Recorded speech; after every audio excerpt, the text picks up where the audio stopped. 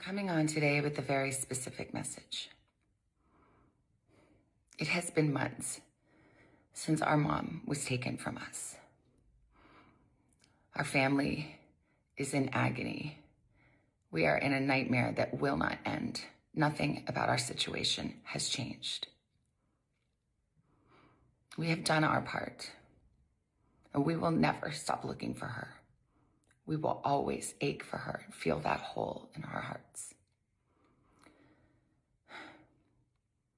The world can be a cruel and unforgiving place, and I know that you have tried to do things the right way. So I'm asking you, begging you to do the right thing now. Make the right choice. Help us find her. Tell us where to look for her. I truly believe it is never too late to do the right thing. Help us bring this situation to an end. For all of us, no matter where we've been and what we've done, I believe there is always a way home. Please make the right choice.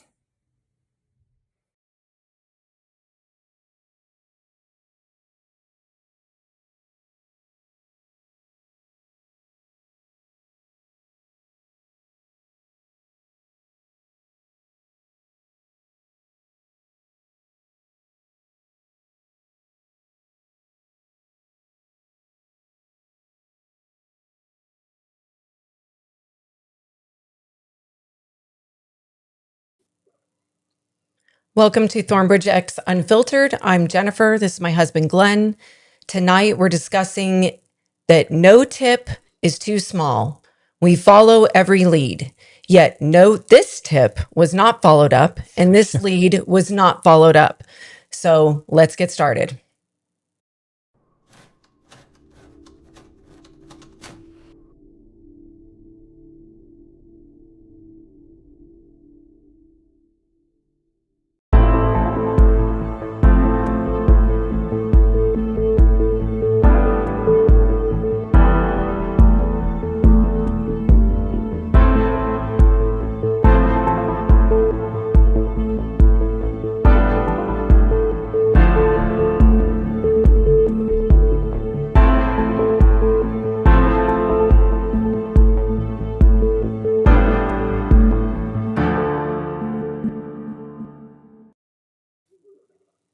Hi, everybody. Welcome in Tuesday night. We really appreciate everybody that's joining us tonight.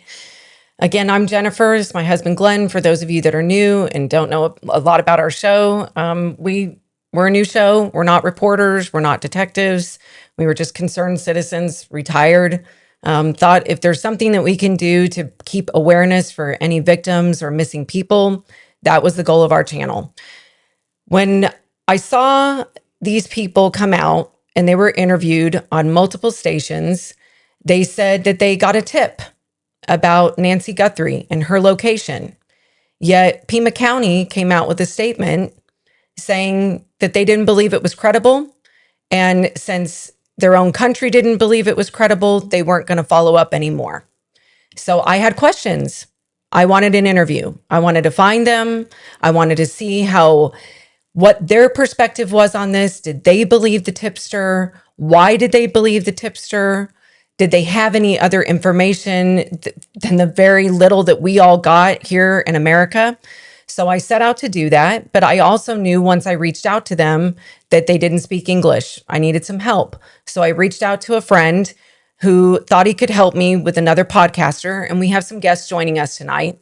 Unfortunately, that other podcaster, it didn't work out, their schedules and so on and so forth. So I had to reach out to friends. So our friends back in Texas agreed to be our translator and do this interview. And we told our guests, I don't know if this is going to be anything. This could be literally nothing. So before you guys change your schedules, before we set anything up, let's just see what this comes out to. We had an interview a week ago, Tuesday. It was a normal interview. There was not a lot of information that we had not already heard, although it was good information. I wanted to hear their perspective. However, at the end of the interview, he thought that it would be more important for me to talk to the leader of the organization and the person that received the tips. I was floored. He did not offer that in my previous 2 weeks worth of texting. And then we proceeded to set up a schedule to interview this person on Friday. And that's when everything changed. We got some very interesting information that we thought might be credible. So now I want to introduce you to our guests that have been on this ride with us and have been so kind and so supportive in trying to help us navigate how to move forward. So welcome, Patriot Pride, Adam and Mike. Hey, there they are. What's up, guys? Thank How you are so you? much, you guys. I can't thank you enough for supporting my harebrained idea and trying to help me bring this to fruition. We And forgot one thing. We didn't turn our little sign on. oh, Can you reach it? yeah, It's like the lighting's off. Well, yeah. I just want to say thank you guys so much for the invitation. I can't wait for tonight's show. I'm so excited to hear all this information that you guys have.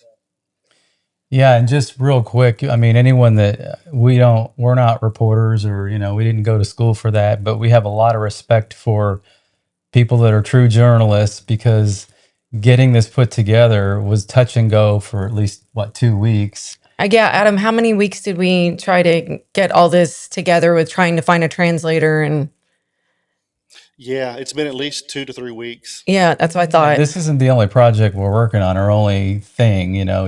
When you have a channel, you want content, so everybody knows. I mean, you guys make it look easy, but we realize it's not easy now. Jennifer makes lots of phone calls, talks to a lot of people, and what I was trying to get to is there is a lot of promises made.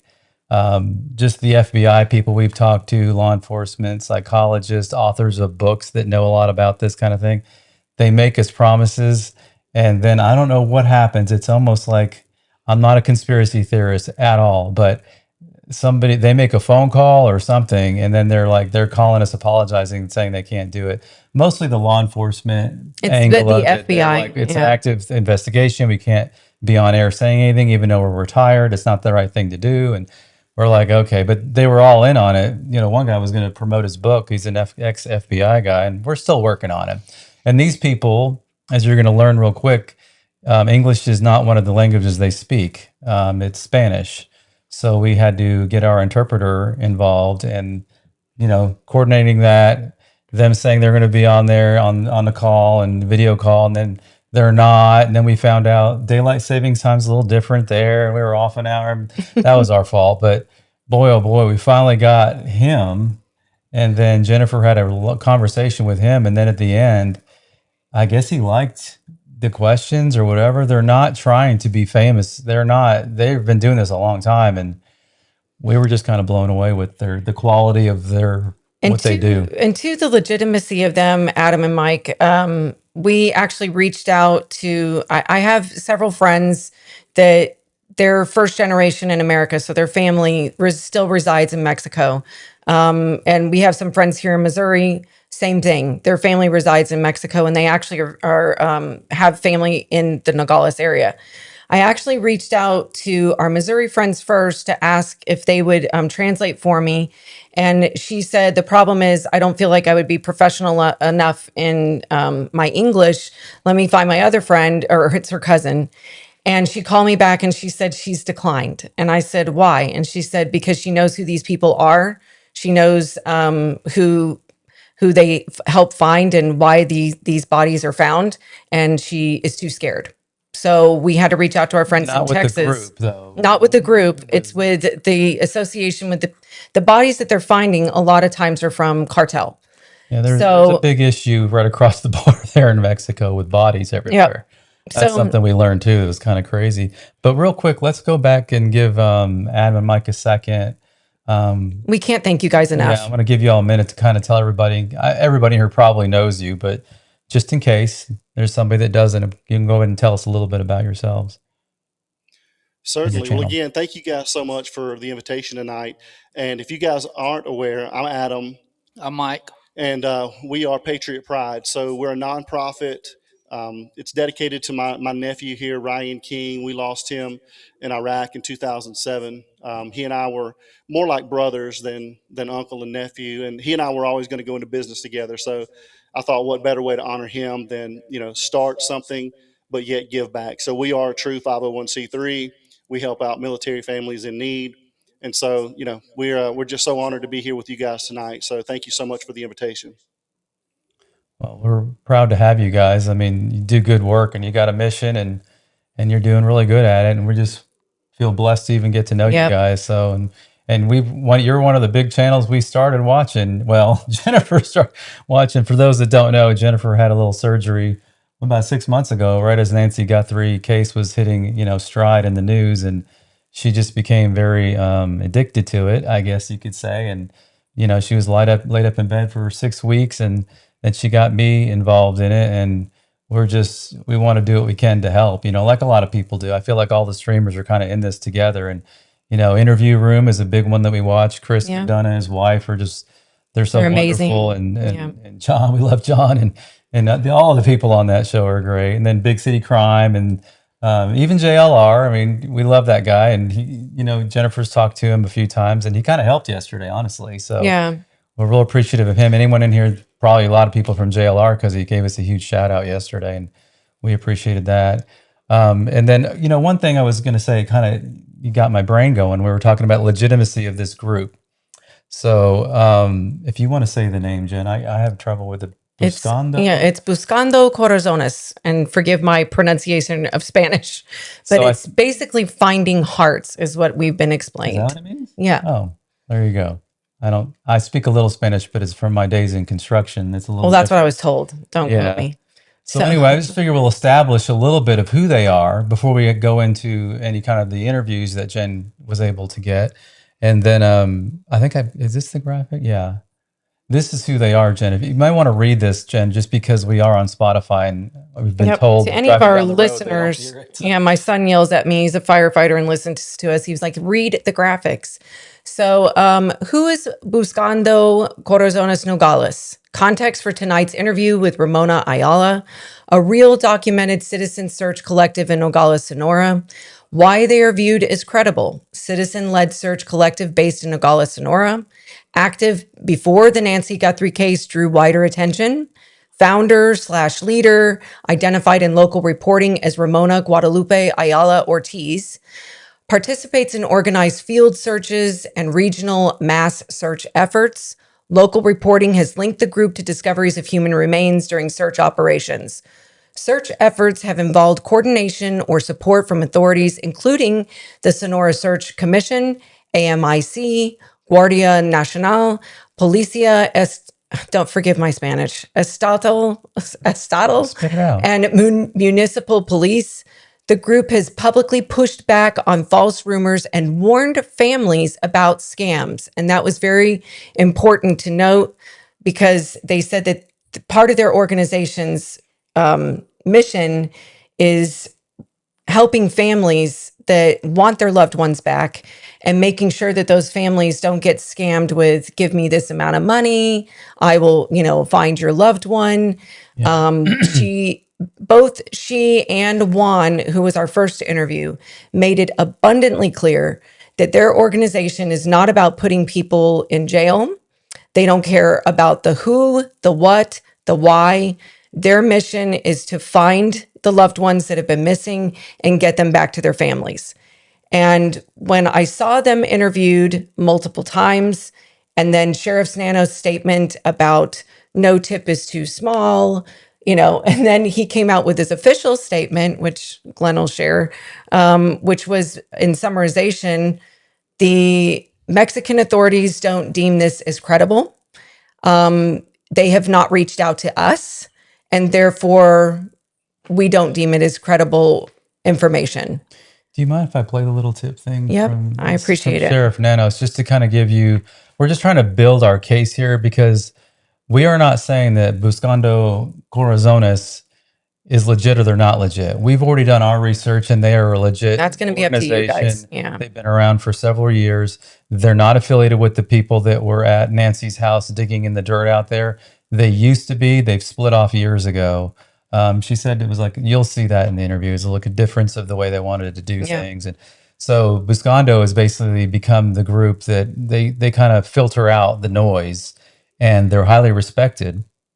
So we're just kind of blown away that nobody seems to be interested in the tip that they received. Now, the tip they receive, everyone can say, "Oh, that's fake." Well, that could be, but Buscondo's not.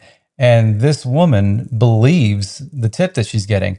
It kind of reminded me of, well, TMZ. He believes that the letters are that they received, or some of those letters are real. Same kind of thing. Somebody can talk you into it. These tipsters are pretty, they know what they're doing to manipulate you.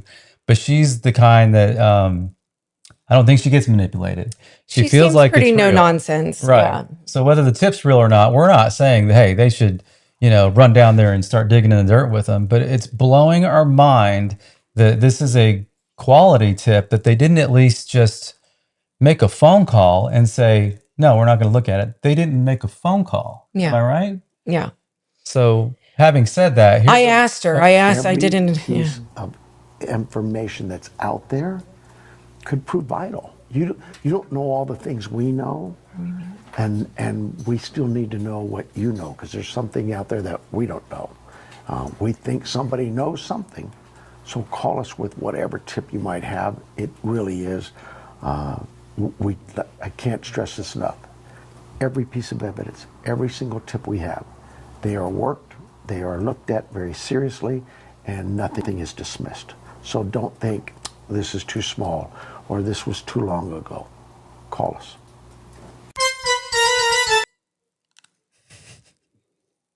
little circus music. Here's the thing.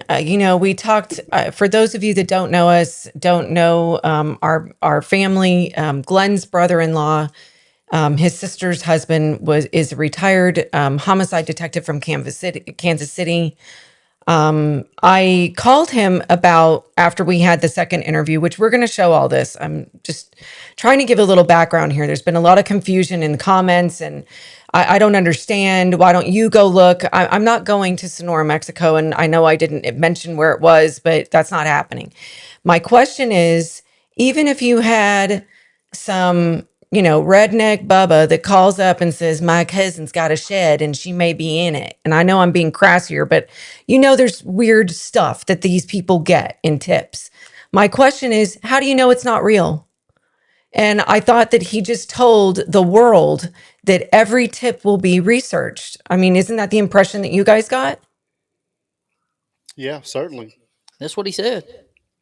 What he just said. So I was blown away that they had not been contacted. And to confirm this, once I got the interview, I kept asking and I re-asked, and she confirmed they have never been contacted by any law enforcement from America.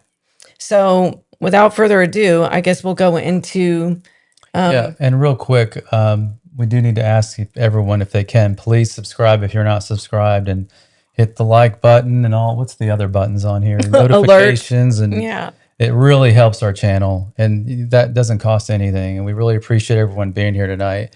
And yeah, I think what we wanted to do was play, the first gentleman's name was Juan. We're not going to play that full interview because it just kind of, You guys, it would be a 2-hour show just with their interviews. yeah, and so he knew a lot, but she reiterated. You kind of asked some of the same questions to make sure we got the information Right. from her. She's like president of the organization, and I will tell you that this is not like a corporation, with a big tower in the middle of Nogales. These are boots on the ground people that run it. So don't judge them by the way that the way they talk. You're not going to be able to a understand. lot of them that volunteer, and I, have had missing family members themselves. So they're not only looking for their family or their neighbor's family, they're out there for them, themselves and helping others. So it's really kind of amazing what these people do. And this is not easy terrain when you look at this. We got a more in-depth look. Yeah, and they have a very high success rate. I mean, Yep. just in the past 5-6 months, that's 25 something bodies. Now, some of those were in similar, 1 or 2 grave sites or whatever, but they're just known that they're the ones. If they think the tip's real, they're going to go after it. And she even said there's been some tips that they weren't 100% sure on, but something made her think it was real, and they found. She goes, we don't care. We're People's still going to family go members. look. Right. Yeah. So anyway, so this is the first one, and then we'll be right back with this. But he said that that is a difficult question to answer because he's not too familiar with anything about Nancy, really. Okay. But yeah, it could really be anything, he says. Okay. Tell him thank you so much for his time. We love what they're doing. We appreciate what they're doing. We're very thankful that they're trying to help these families because we can only imagine the pain that they're going through, and getting one sense of peace from them finding their family members is amazing. And we pray for all of them and their safety, and thank him for his time. Muchas gracias por su tiempo. He said that this week he's going to try to get you an interview with their leader, if that's okay, That would be great. Thank you. so that y'all can get better information because she'll have more information about Nancy. Gracias. Mucho gracias. Muy amable. Thank Muy you. amable. We just wanted to show that so that we could show that we did interview a gentleman named Juan. He's their he's their PIO basically. He's their marketing guy. He does a lot for them, but also to show that when they're speaking Spanish, they can go on for 10 minutes, and then the interpreter is like, the answer is no. And so we were like, we don't think anybody wants to hear all that, but I did leave a lot of the Spanish in so you can see this person's actually talking, and then the interpreter is someone that we know very well. So She's a family friend. yeah. Yeah. So we know that she's So definitely, we do have the full unedited version, but like I said, we're not going to go on for 2 hours, showing it. So we edited some of it out for time constraints. But then this is where we got the opportunity. And mind you, I was having to text my friend what I wanted to say. She was having to text me back in Spanish what to say. Then I had to wait for him to respond. I mean, that's why this took, as you know, Adam, like 2 weeks. This was crazy.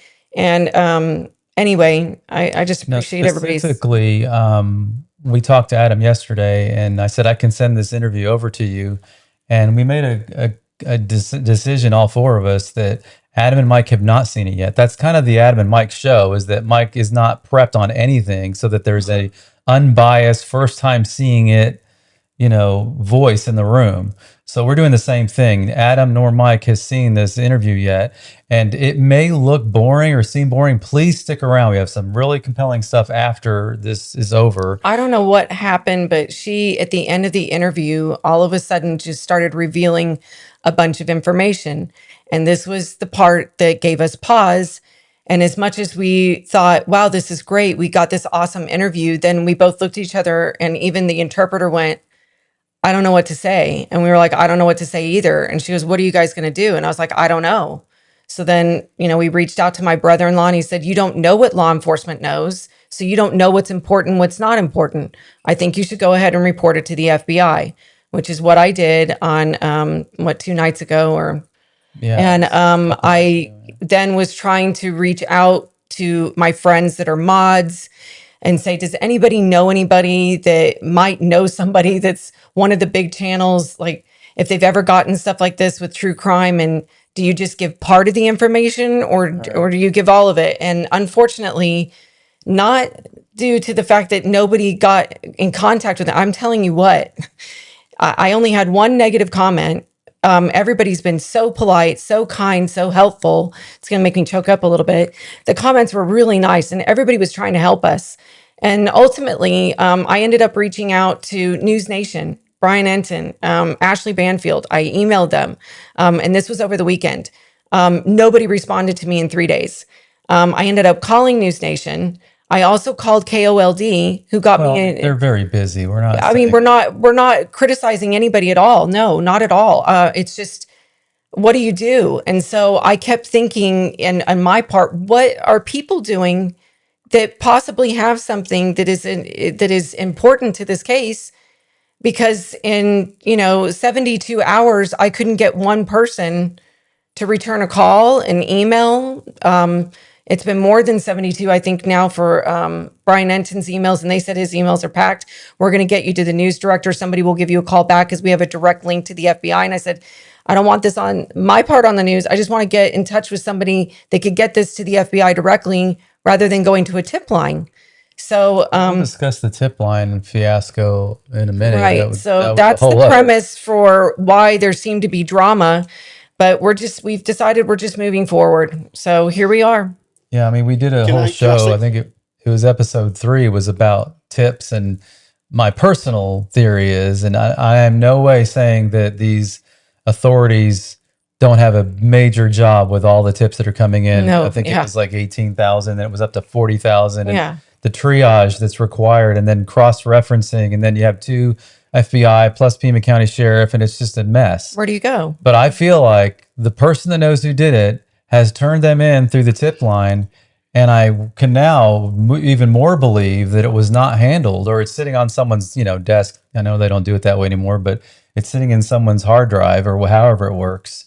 I'm convinced of it. 40,000 people can't be wrong. Somebody was right in there. And this may or may not be, this isn't going to solve the case, what we're talking about tonight. This is something that is maybe a small possibility, but it's a possibility that could bring the family some closure. So that's all we're trying to do when Jennifer made the call to the FBI, and wait till after this interview when we start talking about that a little bit. But Jennifer has a story to end all stories about, you keep hearing, well, we get people in our chat. We have our tips line, tips at TBX Unfiltered.com. It's filled up every day. We go through it as quick as we can. And we hear you guys just saying, I've called the FBI, and we did not believe you before, but No. we most certainly believe you now. The FBI is not a friendly people to talk to, Yeah. to relay the information. They make you feel that big. So we'll talk Adam about said that he had after. something to say. Oh, Adam, I'm sorry. Go ahead. No, it's fine. I just want to thank everybody. I see everybody coming in, and I just want to thank you guys so much. All of the Patriot Pride family, all of the JLR Army, For all of you sure. guys that are coming in to support Jen and Glen and Thornbridge X Unfiltered. I just want to thank everybody. And you guys were talking about, we're all a community, right? We're all here to help each other. That's And right. and that's what it's going to take to solve this thing. And so, all of us are in this for the same reason. And so, we're all here to support each other. And I just want to thank everybody that's coming in. And you guys, again, thank you for the opportunity for inviting us tonight.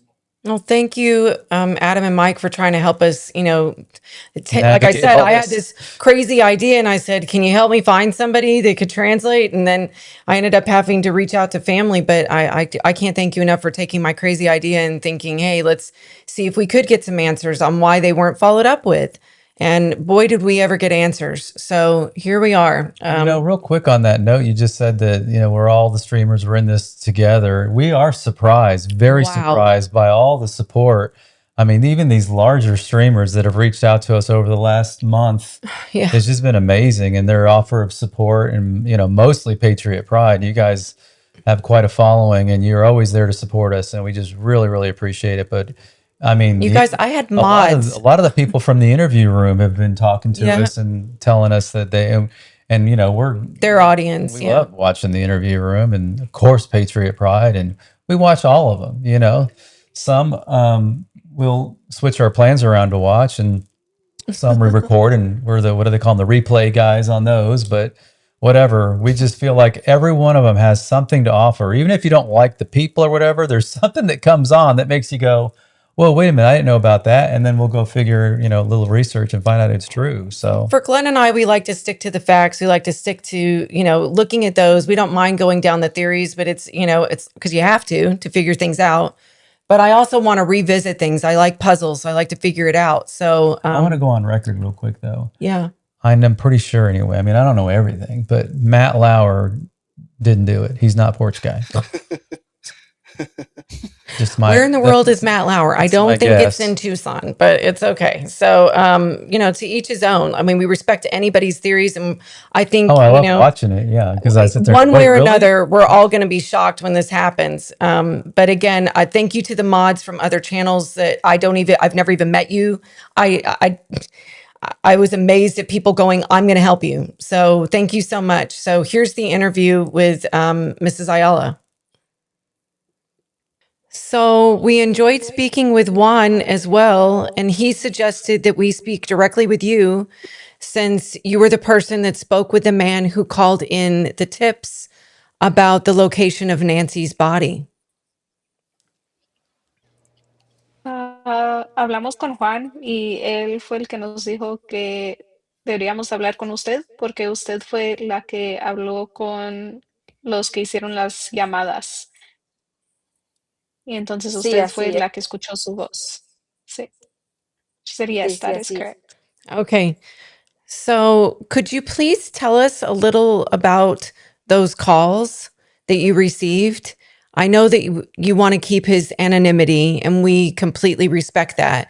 But if there's anything that you could tell us about the initial calls and whether you thought he was old or young, and did he give you any details besides the location? ¿Nos puede contar sobre esas llamadas? Sabemos que quiere guardar su, que su identidad esté anónima, pero no nos puede contar sobre si era alguien joven, se escuchaba que era alguien joven o ya grande en edad, o si era señor o era una mujer. Es un hombre, yo le calculo que es joven por la voz, eh, pero sí es un hombre joven el que ha estado comunicándose. She said it's been a young male. Okay. Did he just give you only the location or did he give you any other details? Because one implied that the man, through the description that he's heard from you, sounded remorseful. ¿Cuáles fueron los detalles que le dio por la llamada? Se escuchaba su voz que se sentía con dolor por lo que te estaba diciendo. No, no, ellos no tienen dolor, no Rencor. tienen la más mínima. Estos anónimos normalmente nos hablan a nosotros, yo siempre lo he pensado que es por remordimiento, pero en realidad no es porque ellos sientan más allá, pues.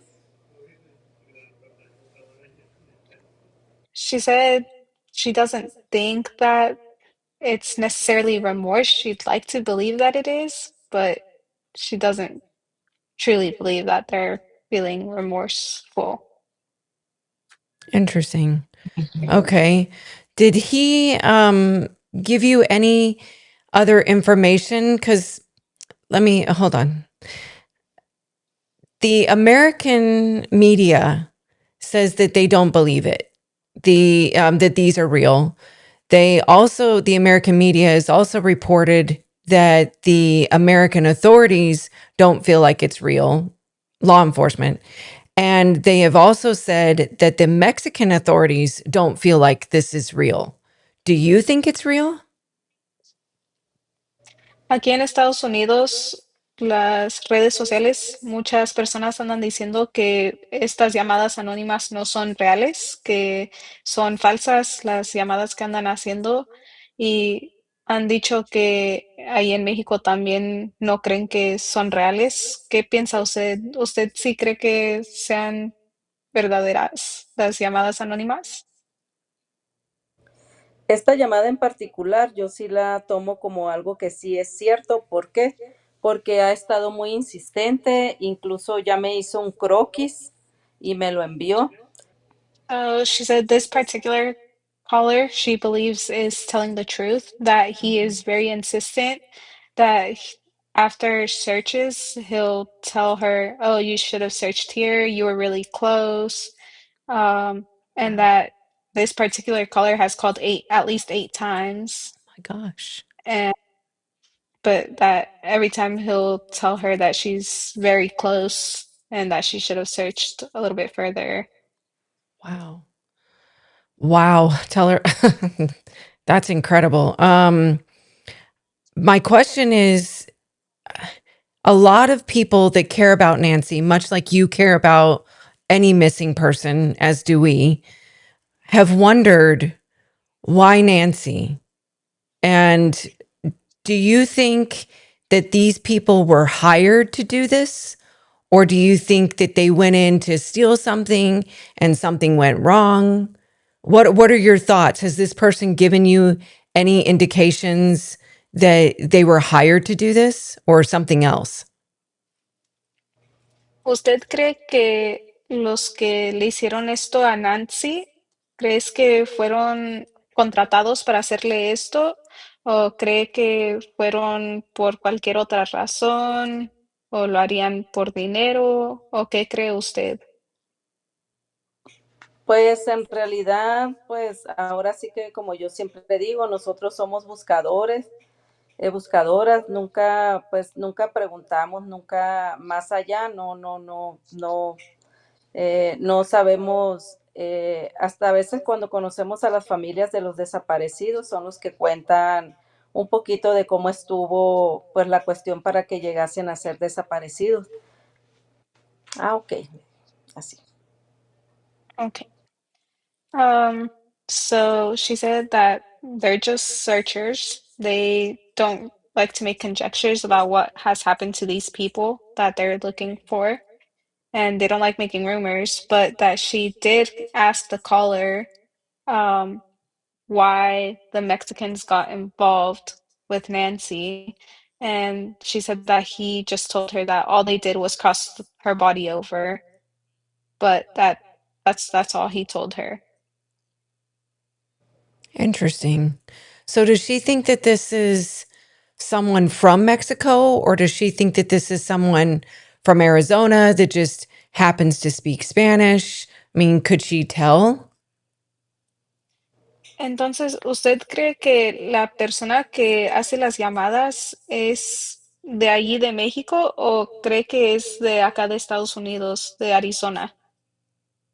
No, es de aquí de México. Tiene que ser de aquí de México, tiene que conocer muy bien el lugar ahí donde hemos estado yendo, porque es un lugar muy, pues muy solo en realidad. Es un lugar muy solo donde no, pues no. Okay, so she said that the caller is for sure from Sonora because she said that he has an accent, that she can hear his accent, and that he has to know the place very well because it's a place that not very many people go to, and yet he can describe it in detail exactly where she has to be searching. But she thinks that the caller is for sure a local. Interesting. Why is it so hard to find the body if he's giving you descriptions that are detailed through 8 phone calls? Do you think you're getting closer?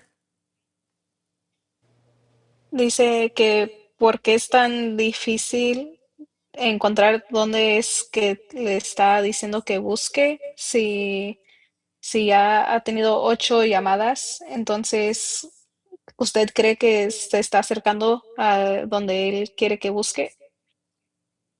Sí, lo que pasa es que es un área muy extensa, pues, o sea, por ejemplo, a mí me dice, busca un árbol, busca un aliso, en la raíz está quemada. Pues te estoy hablando que hay como 1000 alisos. So she said that it's a very vast area. It's a huge area they're having to search, and that he does Okay. give her details, but he'll tell her like, "Oh, you have to look for this tree with burnt roots." But that they found like 8 different trees with burnt roots, and so he's not giving them like an exact location. He's just telling them you have to look for this, but there's multiple of those things all around them. And then from there, they're searching multiple kilometers around that area that they have found. Um, but that this Sunday, the reason they're not having a search is for the weather. They can't have one because of the weather. Okay. Um, that makes sense. That makes sense. My other question would be, I know that again, you don't want to ask questions for anybody that calls with a tip for certain things, but since this is from America with a famous American's, mom, did I'm just curious how he got involved in this. It seems very strange that somebody from Sonora would be involved with somewhat of a random grandma. Does she have any thoughts on that? Is he and my other question would be, it seems random that they would pick an 84-year-old woman from Tucson, and yet he said he just dumped her over there. It feels like, why does he care if you find her? That's I guess if this was I guess that's what I'm, and did she think he's watching them then? Or does she think he could even be part of one of the volunteers? Like, how would he know where they're searching? So those are my questions. Okay. So, ¿quiere saber que cómo cree que esta persona que les está hablando se involucró con esta señora de Estados Unidos de 84 años? ¿Cómo hizo para involucrarse en traerse o poner el cuerpo y esconderlo ahí en Sonora? ¿Y por qué le importará tanto que encuentren el cuerpo? Y si usted piensa que los está cuidando y viendo dónde están buscando, o si cree que puede, que sea posible que sea uno de los que están ayudándolos a buscar. Mm, esta persona, pues obviamente que tiene que ser de la mafia de aquí de Nogales, ¿no? Obviamente, pues. Nosotros nos referimos al hecho de que andan, ¿por qué? Porque siempre andan en los alrededores a kilómetros, no andan cerquitas de nosotros, siempre andan viendo dónde andamos. Empatía, como te vuelvo a decir, de una persona muy mayor que a lo mejor pues no se merecía algo así, pues. Okay. So she said that the person is definitely involved with the Nogales Mafia. That so she doesn't think that it's one of the people that are helping them search, because she says that they're watching them from afar, but they can't get too close because of their security that they have with them every time that they're doing their searches. That the first time that he called, she didn't really think too much about it. She thought it was just any other call. But then the second call, she asked him for more information in order for her to believe what he was telling her. And that's whenever he started telling them like, "Oh, y'all are getting close." And that the I'm assuming whoever gave them her body, they just told them to get rid of it, so to bury it, but that she's wrapped in a black tarp is what they know. Um, and that they just got paid by whoever did this to her from here in the United States. They just got paid by them to get rid of the body and to just make it go missing. And she thinks that he might just feel sympathetic or feel empathy towards her because it's an elderly person. And she thinks that that might be why he's making these calls, is he might be feeling empathy towards her for being both a woman and then also being older in age. Very interesting. Did he give a description of what clothing she would be wearing? Because my assumption is there could be a lot of people buried in black tarps. Did he give any kind of description of clothing that they could find on the body? ¿No les dio una descripción de qué ropa estaría usando la señora Nancy? No me dio una descripción, no, solamente eso de que estaba envuelta, yo asumo que Okay. So she said that she doesn't think that they messed with the body at all. That he told her that whenever they got the body, she was already covered up in that black tarp and wrapped up. But she said that he did say she had slippers on and that he had dropped one near where they had buried her, but that she had jeans, but didn't say what color, and that she had brownish, reddish hair. Gee. So real quick, we wanted to just update on one thing. We know this is kind of a long thing, but we promise you it gets Well, we're not better. NBC. I don't know how to put the translator over the Spanish. So, Well, and also, again, just to reiterate, we're not saying that the tip they received is accurate and truthful. We are saying that Miss Ramona and her group are real and they get results and they know what they're doing. They have the authorities in Mexico that work with them. They're a group with a very good history of finding people through tips. What we're upset about, or not upset, what we're questioning is when you submit a tip like this to the Pima County sheriffs and the FBI, and they just basically scoff at it and say, we're not interested. That's what's blowing our minds. But then during this interview, some of the information Jennifer wanted to kind of well, clear it up. you're going to see in a second. I asked her, and I also asked my other friend. I didn't say anything about, because she doesn't follow the case. She didn't know anything beyond Savannah's mom is missing. I know that's hard to believe from a lot of people, but 4 FBI agents that I interviewed knew that Savannah Guthrie's mom was missing, knew that she had been abducted, and knew nothing else beyond the porch guy video. Like, I'm not kidding. And these are people that are retired. They have their own security companies. So not everybody is as obsessed. Well, a lot of So the having retired FBI people, they were telling us like they left that life behind. They're not interested in dealing with that Right. anymore. And they saw a blurb on the news or something, but they didn't know anything about it. It was kind of amazing. But my point is that I asked her to listen to what this lady said, because she's older. She's my age versus the young. And she said that pantalones could be jeans, pants, pajamas. It goes with many things, which is why I asked Haiti in English to ask her again, can she be more specific about it? And you'll see that in a minute. But what do you think so far about what you've heard? Because there's more. So I mean, I think this is, I mean, some great information. I mean, we've never heard anything like this before, you know, and that I he mean, I'm was kind of paid. in awe about it. Yeah. Yeah. I mean, so, I mean, it kind of tells you if this is all, you know, legitimate. I mean, it's a 2 or 3 part process. You know, there's multiple people involved with this, right, Mike? I mean, Most definitely. I mean, we can have all kind of thought. You know, there was probably 2 or 3 people at the house to get to transport or take her from the house, and then my question would be like, what kind of connections do they have to that cartel? Right, like you just don't get connections to cartel.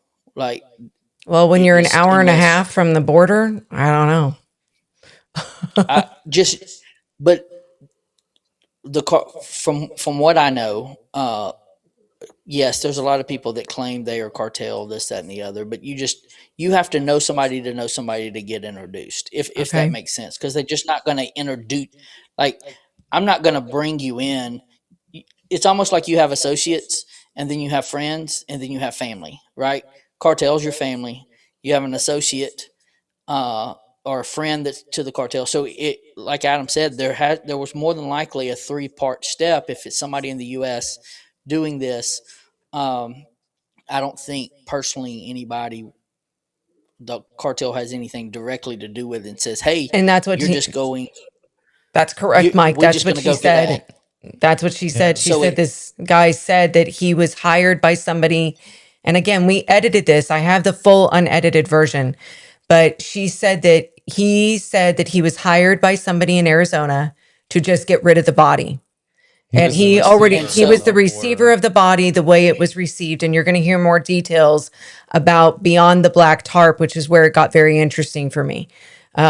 So the the biggest thing is, I don't mean to no, interrupt, no, but go ahead. the biggest thing to me and what I got out of that by him saying that was there's going to be people that try to distance themselves from each part of that crime, right? Like, so you got the people that took from the house. Well, usually, probably the people who took from the house will know the person who introduces them to the cartel, but they don't know the cartel. The cartel is not going to be knowing the person that did the actual crime. So there's almost like you always want to put a middleman in between that, just due to the fact of if somebody gets busted, they really don't know. I know so and so. Absolutely. Who knows what the chain of custody was with her? Remember your brother-in-law, what he said? He goes, just so we know, just so you guys understand, he goes, the crime scene at Nancy's is probably one of four. And I go, one of four? He goes, there's always 3 to 4. He goes, it's like they left that in a vehicle, that's crime scene 2. Then the vehicle went somewhere else, that's crime scene 3, and possibly 4.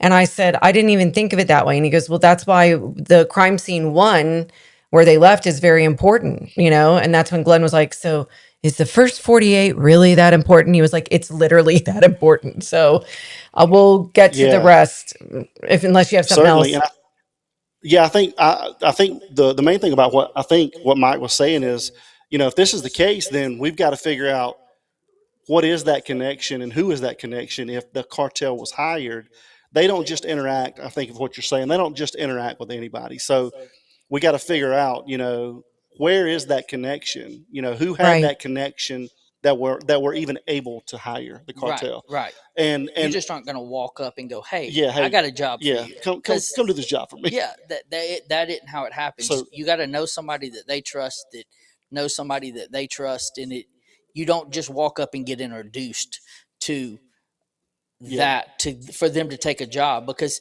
they're, and what people don't realize is they are running, you know, different types of crime. Everybody thinks cartel that is just, mainly drugs.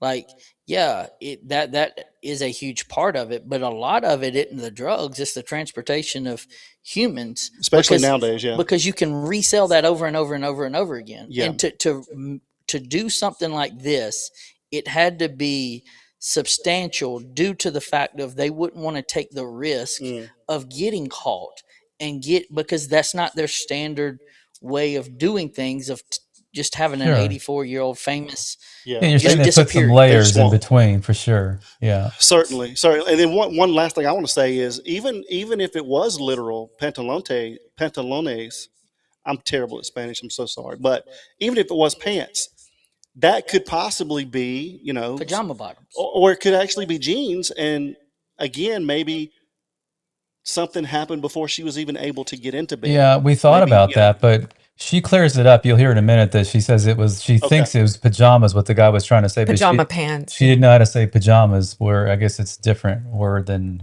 pajamas. But again, Gotcha. throughout this, and there's going to be some more things that just, a lot of people are going to go, well, this is BS and whatever.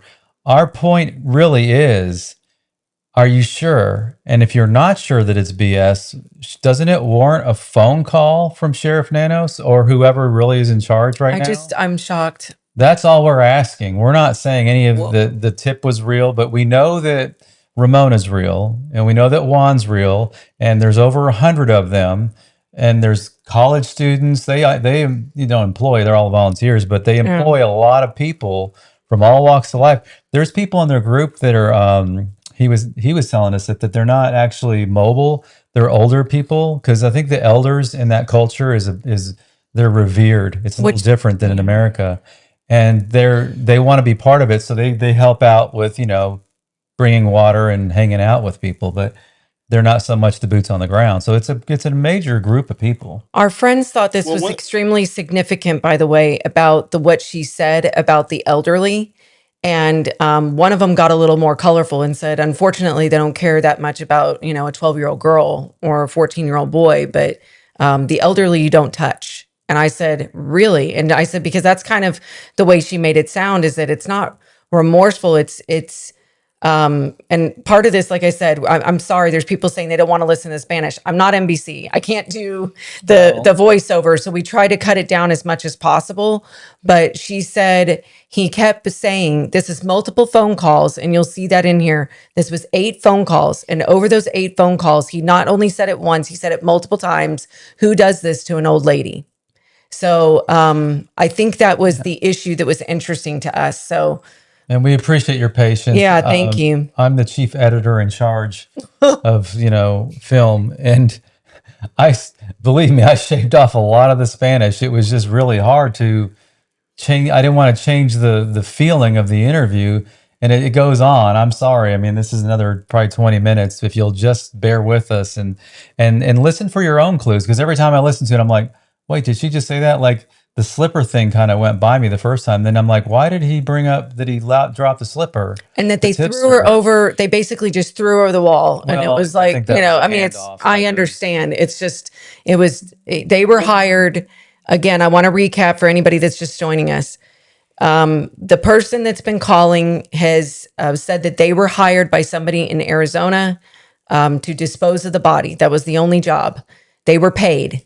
They were paid to hide the body. When they received it, it was wrapped in a black tarp. And there's something else that comes up here in just a second that's very important, that she was in slippers and pantalones, which was later explained. She said, my interpreter said jeans at first, and then she clarified and asked her again Pajama. and said it was pajamas, pajama pants. And then I asked my friend about that, and she goes, pantalones is what we just use for just pants. It's just pants, any kind of pants, jeans, pants, whatever. So anyway, but there's another detail in here that was extremely detailed, but he kept saying over and over again, multiple times throughout the phone calls that he's made, who does this to an old lady.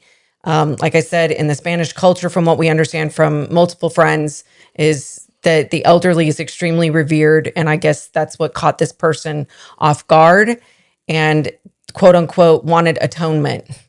So we'll let the rest play, I Yeah, guess. there was a. What, Go ahead. I'm sorry. One more thing I just want to say. I think this is great, and it's a ton more than we have, anybody else has, and again, maybe absolutely nothing, but what if it's everything, and Yeah, so, I mean, we've I gone think this is after every great, angle but at him. We thought, no way, this is whatever, and then it kept haunting us a little bit.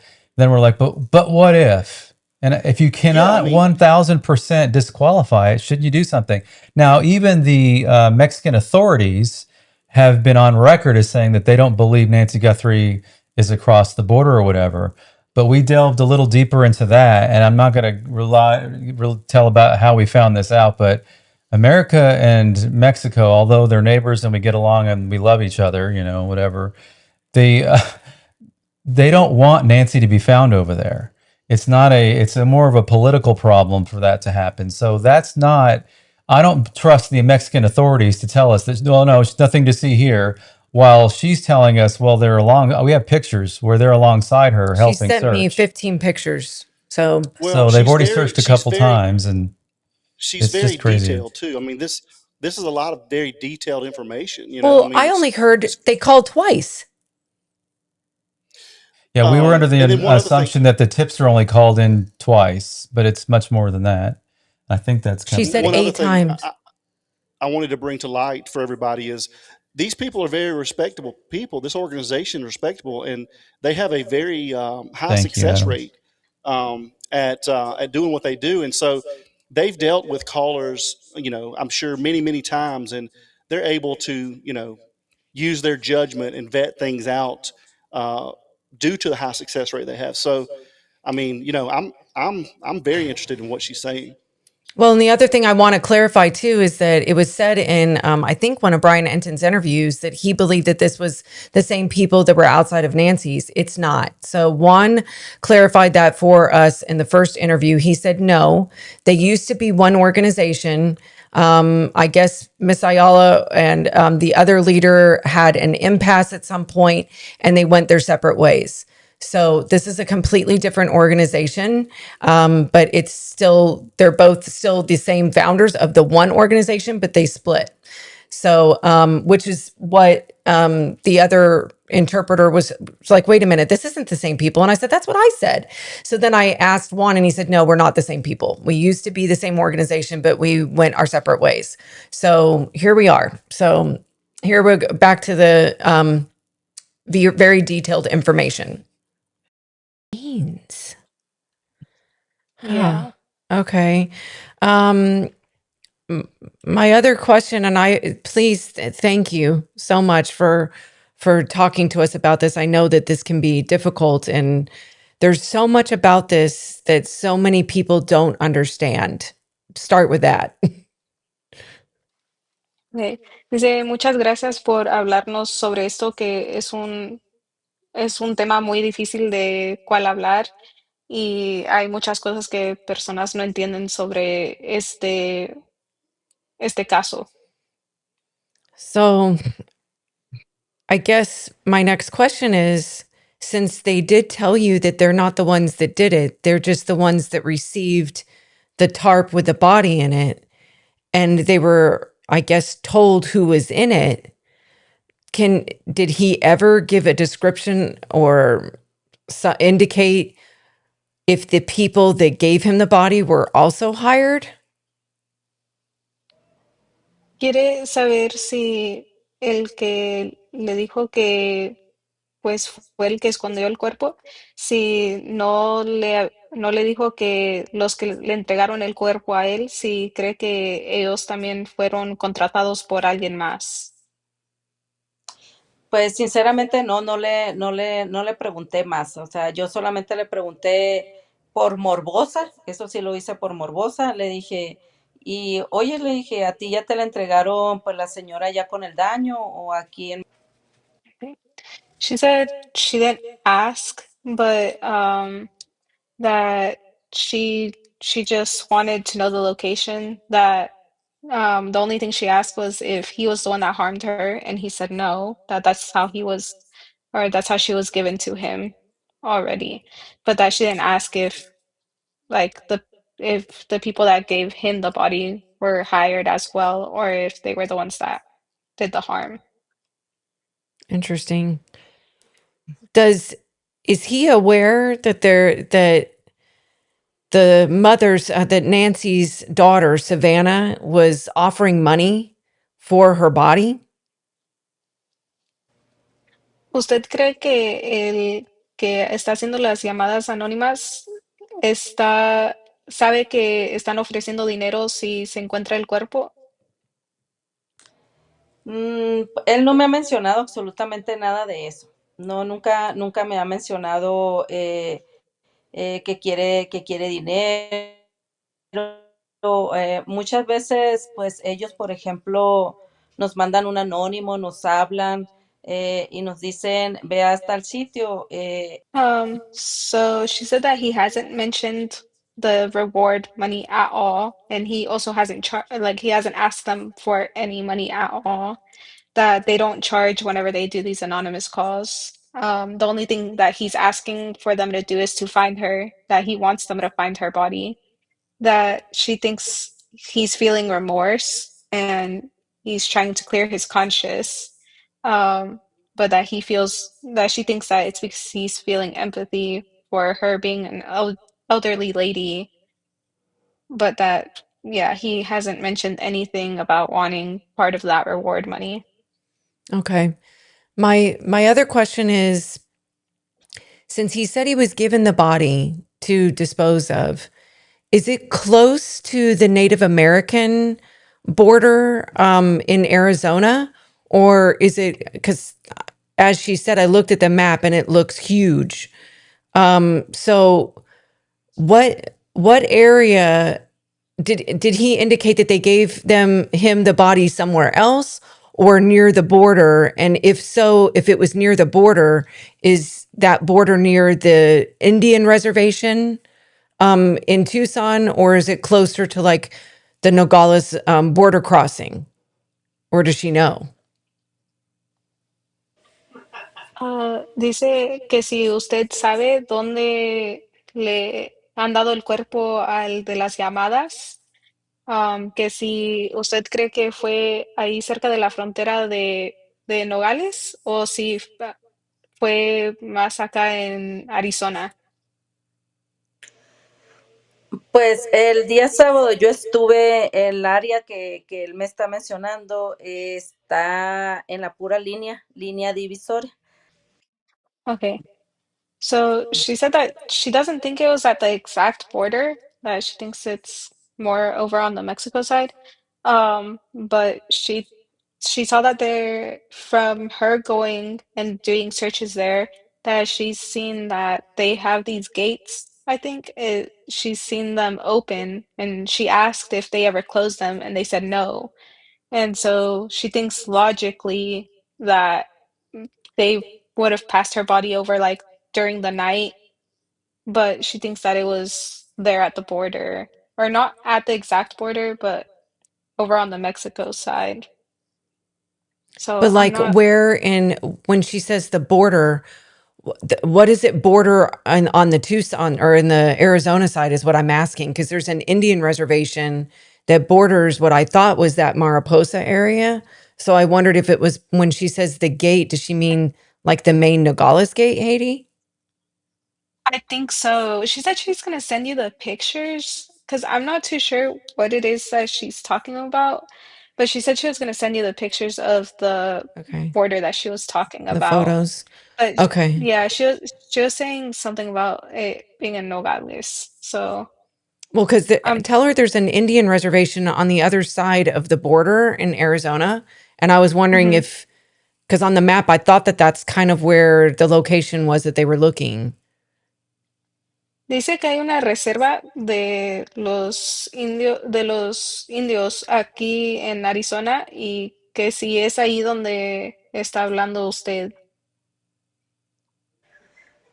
Pues no, pues así a vista no se veían, pues de que hubiera nadie. Sí, okay.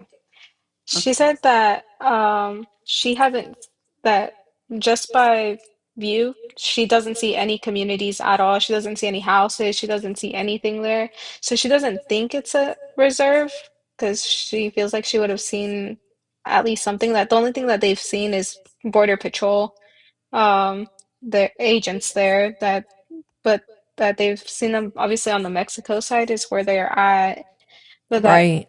they they leave the gates open for the wildlife is what she said, so they can Oh, cross over from Mexico to the United States and back and forward.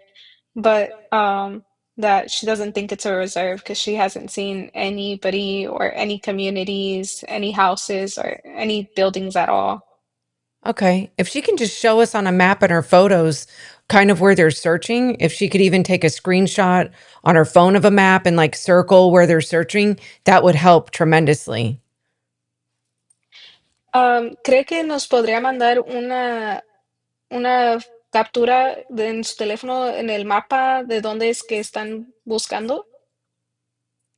Sí, sí, sí, le puedo mandar, o sea, O fotos de recorrido del área, pues así, y ahí sí se las comparto todas las fotos que tomé. sí, estaría muy bien, gracias. Yeah, she said she'll Ajá. send the pictures Perfect. of the places they've been searching. Okay. Tell her I have another question. If this gentleman was hired, if this man was hired to get rid of the body, is he scared that he's being talked about in the news as calling in? I mean, like, is he scared for his own life? Dice que si el que está haciendo las llamadas fue contratado, ¿cree usted que tiene miedo que están hablando sobre esto en las noticias? ¿Cree que tenga miedo por su propia vida? Pues no, porque nadie sabemos quién es, o sea, es un anónimo que un día me habla de un teléfono, yo reconozco ya la voz, ¿no? Pero un día me habla de un teléfono, otro día me habla de otro teléfono, o sea, nunca es de un mismo teléfono, pues. Sí. She said she doesn't think he's scared at all because his identity has been kept anonymous. That every time that he calls, it's a different phone. She thinks that he immediately switches out the SIM cards and the chips like to the phone like as soon as he calls. Because she said that she's tried to track him back, but every time that she has, it doesn't come back to any names. That it just comes up as an unknown caller and yeah, that they have no way of tracking him, so she doesn't think that he's scared. Does she think that, I mean, I'm assuming it's just, I'm just trying to figure this out. If he was hired by somebody in America to dump the body, wouldn't he be afraid that the Americans would know he's talking? ¿No cree que tenga miedo que aquí en Estados Unidos también pueden intentar de buscarlo a él? Pues hasta el momento, como Estados Unidos no ha movido un dedo aquí en México, pues todo estamos like, así hasta él. O Sí, sea, no ha habido ningún movimiento de Estados Unidos aquí en México. sí. She said that the United States hasn't done anything to like search there in Mexico or anything like that. So I she know. doesn't think that he'll be scared at all. Yeah. Yeah. I mean, tell her none of us Americans understand it. None of us watching this that care about the Nancy Guthrie case understand why American authorities wouldn't at least try to look for her. It's ridiculous. Dice que todos los de Estados Unidos que les importa sobre este caso de Nancy no entienden por qué aquí los de Estados Unidos no han ido a buscar ahí, por lo menos a intentar de encontrar el cuerpo, aunque sea nomás una llamada anónima lo que tenemos, pero por lo menos deberían de intentar de buscarla. Yo también pienso lo mismo. Igual, pues no, digo, yo conozco muy de cerca el tema de los desaparecidos, ¿no? Y sé muy bien que muchas veces no les interesa y que nos toman a nosotros como colectivo nos toman como a locos. She said she thinks the same exact thing. She doesn't understand why they haven't even at least tried searching if even there's one little bit of chance. She says that like a lot of people there think that their organization is crazy for listening to these anonymous calls, but she says that even if there's just a little bit of hope of finding these people, they're gonna listen to them. Um, but that she feels a lot of empathy towards Nancy because her mom is around that age too, and she has other people related to her around that age, and so that she feels a lot of empathy towards her, That's but that nice. she also she doesn't understand why they're not taking it as serious as they probably should. Okay. Tell her thank you for that. Dice que muchas gracias por esas palabras. And also, my other question is when you get these tips to your organization about a location of body, how often do you get those and what is your success rate? Do you often find the bodies when you get the tips? Cuando les hablan con estas pistas sobre estos cuerpos escondidos, ¿cuántas de esas veces han encontrado cuerpos ahí donde ellos les están diciendo que están? Eh, Te puedo decir que unas 16 veces me lo han dado casi exacto, ¿no? Me envían croquis o me dan más especificaciones, como ya conozco casi todos los lugares. Sí. So she said that at least 16 times they've called her and told her where somebody is and she's been able to find them, but that sometimes it just takes a while that in Mhm. she had been searching for these group of boys that had been missing since January, and it took her all the way until April to find the first of their remains. But Jeez. yeah, but that she most of the time the callers they're right about where the bodies are. It just takes a while for them to find them. Okay, one last question. When the person told her about the black tarp and the slippers and the jeans, I guess you can ask her too. Or when I hear jeans, that sounds like day clothing. They took her in the middle of the night. Is there a Spanish word for pajamas, or is it that seems odd? Is what I'm getting at. Did they give her any other descriptions of the clothing? I guess. Cuando le estaba diciendo sobre la ropa que llevaba la señora Nancy, o sea, que estaba tapada en el plástico negro y en la colcha y que tenía las pantuflas, cuando dijo que tenía un pantalón, ¿era pantalón de mezclilla o era como pantalón de pijama o no sabe? Pantalón de pijama, porque Okay, sí es pantalón de pijama, pues así. okay. She said it was they were pajama pants. That what she was wearing. Oh, okay. So not jeans. Yeah. No, it's because I had understood pants, and so Oh, yeah, but it was pajama pants what she was wearing. okay. Did they give a description of the pajama pants, like color or anything? No, no le dijeron cualquier descripción de los pantalones que llevaba, nomás que eran de pijama. Sí, no me dio ni color, no me dijo más nada, hombre, porque yo, pues sí le pregunté que si ella estaba vestida, que si le habían hecho algún daño, y ella me dijo, no, me dijo, nosotros no lo tocamos, me dijo, ya no los pasaron así, incluso venía envuelta, me dijo, en una, They didn't give her any description of the pajama pants, but they did, like, whenever she asked them about, like, if they had done any harm to her or anything, they told her no, that they gave her the body covered in a hotel comforter. That it was like the type of comforters that are in hotel rooms, and that then they put the black tarp around that, but that they didn't touch her body at all. Okay. Did they tell her what color the slippers were? Or because I know they mentioned that one slipper was left behind. Did they give a description on the slippers? No les dijeron qué color eran las pantuflas o no las encontraron cuando andan buscando.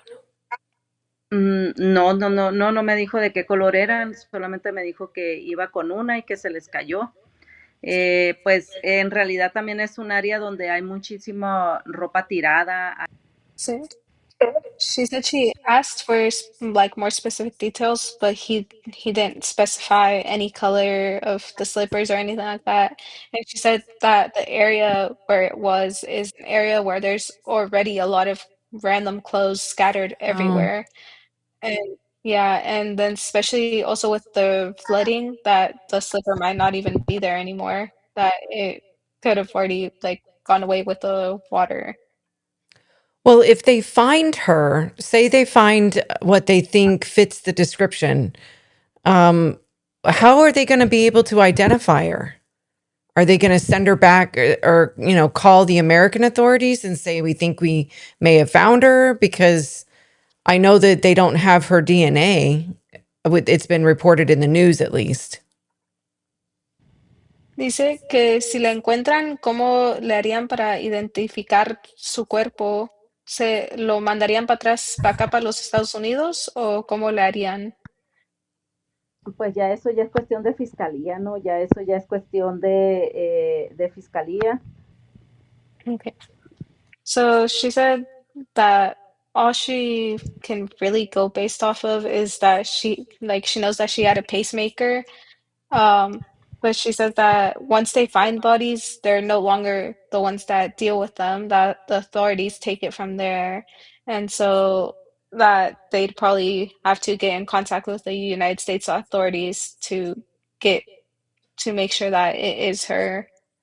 Okay, that makes sense. Well, tell her thank you so much for agreeing to speak with us. And thank you for all that you do in helping search for people's missing and loved ones. We Muchas, appreciate it too. yeah. Muchas gracias por hablar con nosotros y darnos esta entrevista y muchas gracias por todo lo que hacen. Lo agradecemos mucho. Did he mention that the body was buried, that he buried her, like it's safe from the floods and that kind of thing? Did you hear Uh, him? so, yes, el señor de la llamada le dijo que el cuerpo está enterrado Sí, sí, saben por seguro que está enterrado, entonces, sí, sí. She está said enterrado. yes. Sí, porque yo le Yes, pregunté, le dije, ¿está muy profundo? Le dije yo. No, me dijo como a medio metro nada más. okay. She said yes, and that he told her that it's like half a meter deep. So like that'd be like 3 feet Foot and a half. or It's a not foot and very a deep. half. Yeah. Yeah, that's not very Yeah. It's deep, not, but I guess not the super desert, deep. it's hard ground. So And one more thing is that does Yeah. she know the players on the American side, like Sheriff Nanos, or any of these, other people is she familiar with Sheriff Nanos? of Tucson? Uh, ¿Conoce al sheriff de Tucson, Arizona, que se llama Sheriff Nanos? No, ¿O ha escuchado de él? No, no. no, she hasn't. No. Okay. Yeah. Sorry. My husband's curious too. So, No. Su esposo tiene preguntas también, dice. Thank you no, so no, no much te for your time. preocupes, que me aprovecho. What do you think? Wow. I mean, it's it's amazing to me. I mean, again, nobody has had this type of information or tips called Not that in. I'm What do you aware think, of. Mike? Well, again, we're not Well, a saying lot that the of tipster's real. We're not saying that we are saying this lady's organization is real. If you go research them, they've reunited a lot of people with their family members, and she believes it's real. We talked a little bit to her offline, and she thinks it's a real tip, and she's determined that she's going to find Nancy. Now, do I believe that? I don't want to really say one way or the other. It could be, could not be. That's not the point here. The point is, isn't it worthy of a phone call? Nothing else. A text message, an email from Sheriff Nanos to at least her. Maybe not the authorities in Mexico, because that's a little bit of a strange relationship, but I would still reach out. I would believe and Yeah. follow up on this a little bit. We have ways of following up on this, I would assume. Well, the unfortunate thing about it is I was doing a little research as we were watching, and the only thing that Pima County or Nanos put out was the Mexican authorities have not contacted us yet. And right. Well, why That are you not direction. contacting them? Right. Why are you not contacting them? Just check it out. That's all we're asking. Just check it out. Well, like I said, I mean, it could be nothing, but I wanted to hear from her why she thinks it's credible.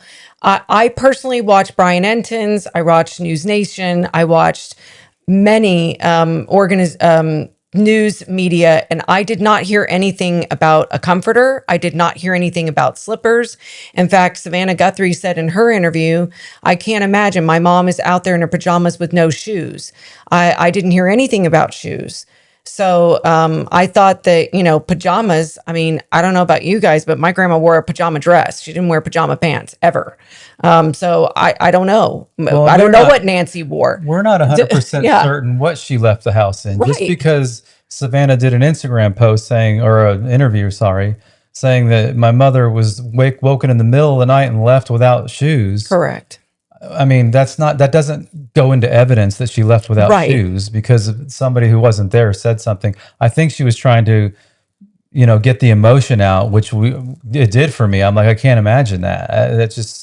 That's horrible. So I get why she would say stuff like that.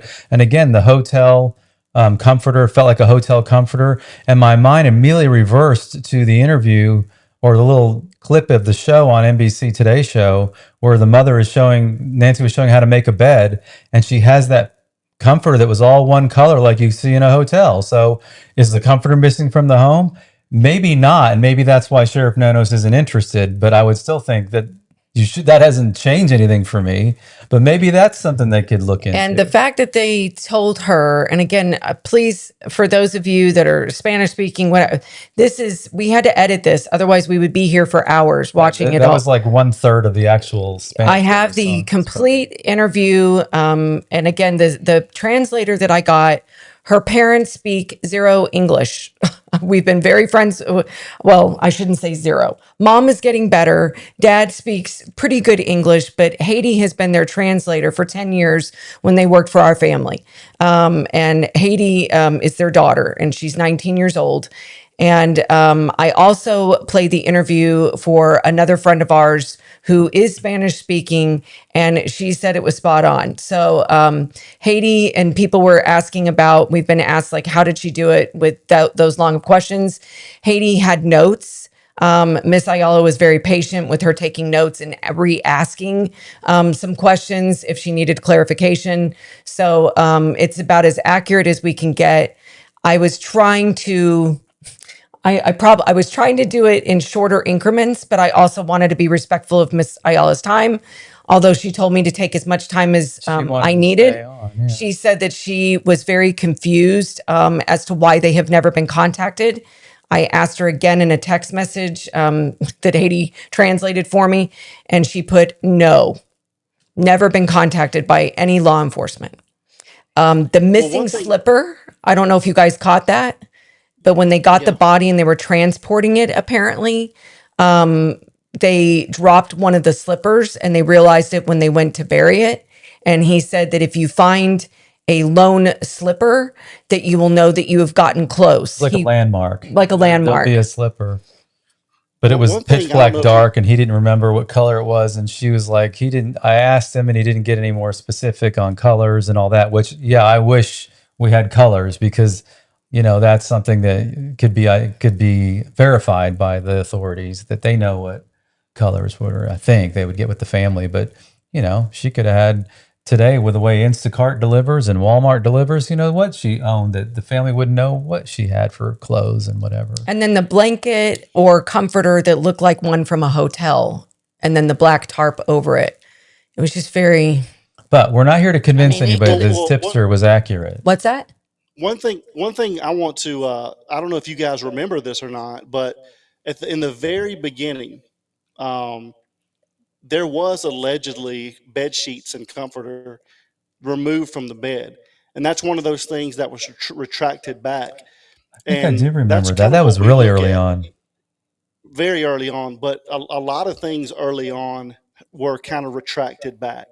But if you guys, when you follow these cases, a lot of things right after it happens, you'll get a lot of information if you just really pay attention. And then they try to bring those things back because they think it's important to the investigation, and I get that. But yeah, early on there was a lot of talk of the bed sheets or the comforter being taken from the bed as well. I asked her, I mean, why does he care? He was paid to dump her. Why does he care? And as you heard, and she said this multiple times throughout the interview, is that basically it was, who does this to an old lady? And they were paid for a job, and it was just to dump her. And it was somebody from America, so from Arizona. It was disturbing enough and detailed enough that I was nervous about, leaking it.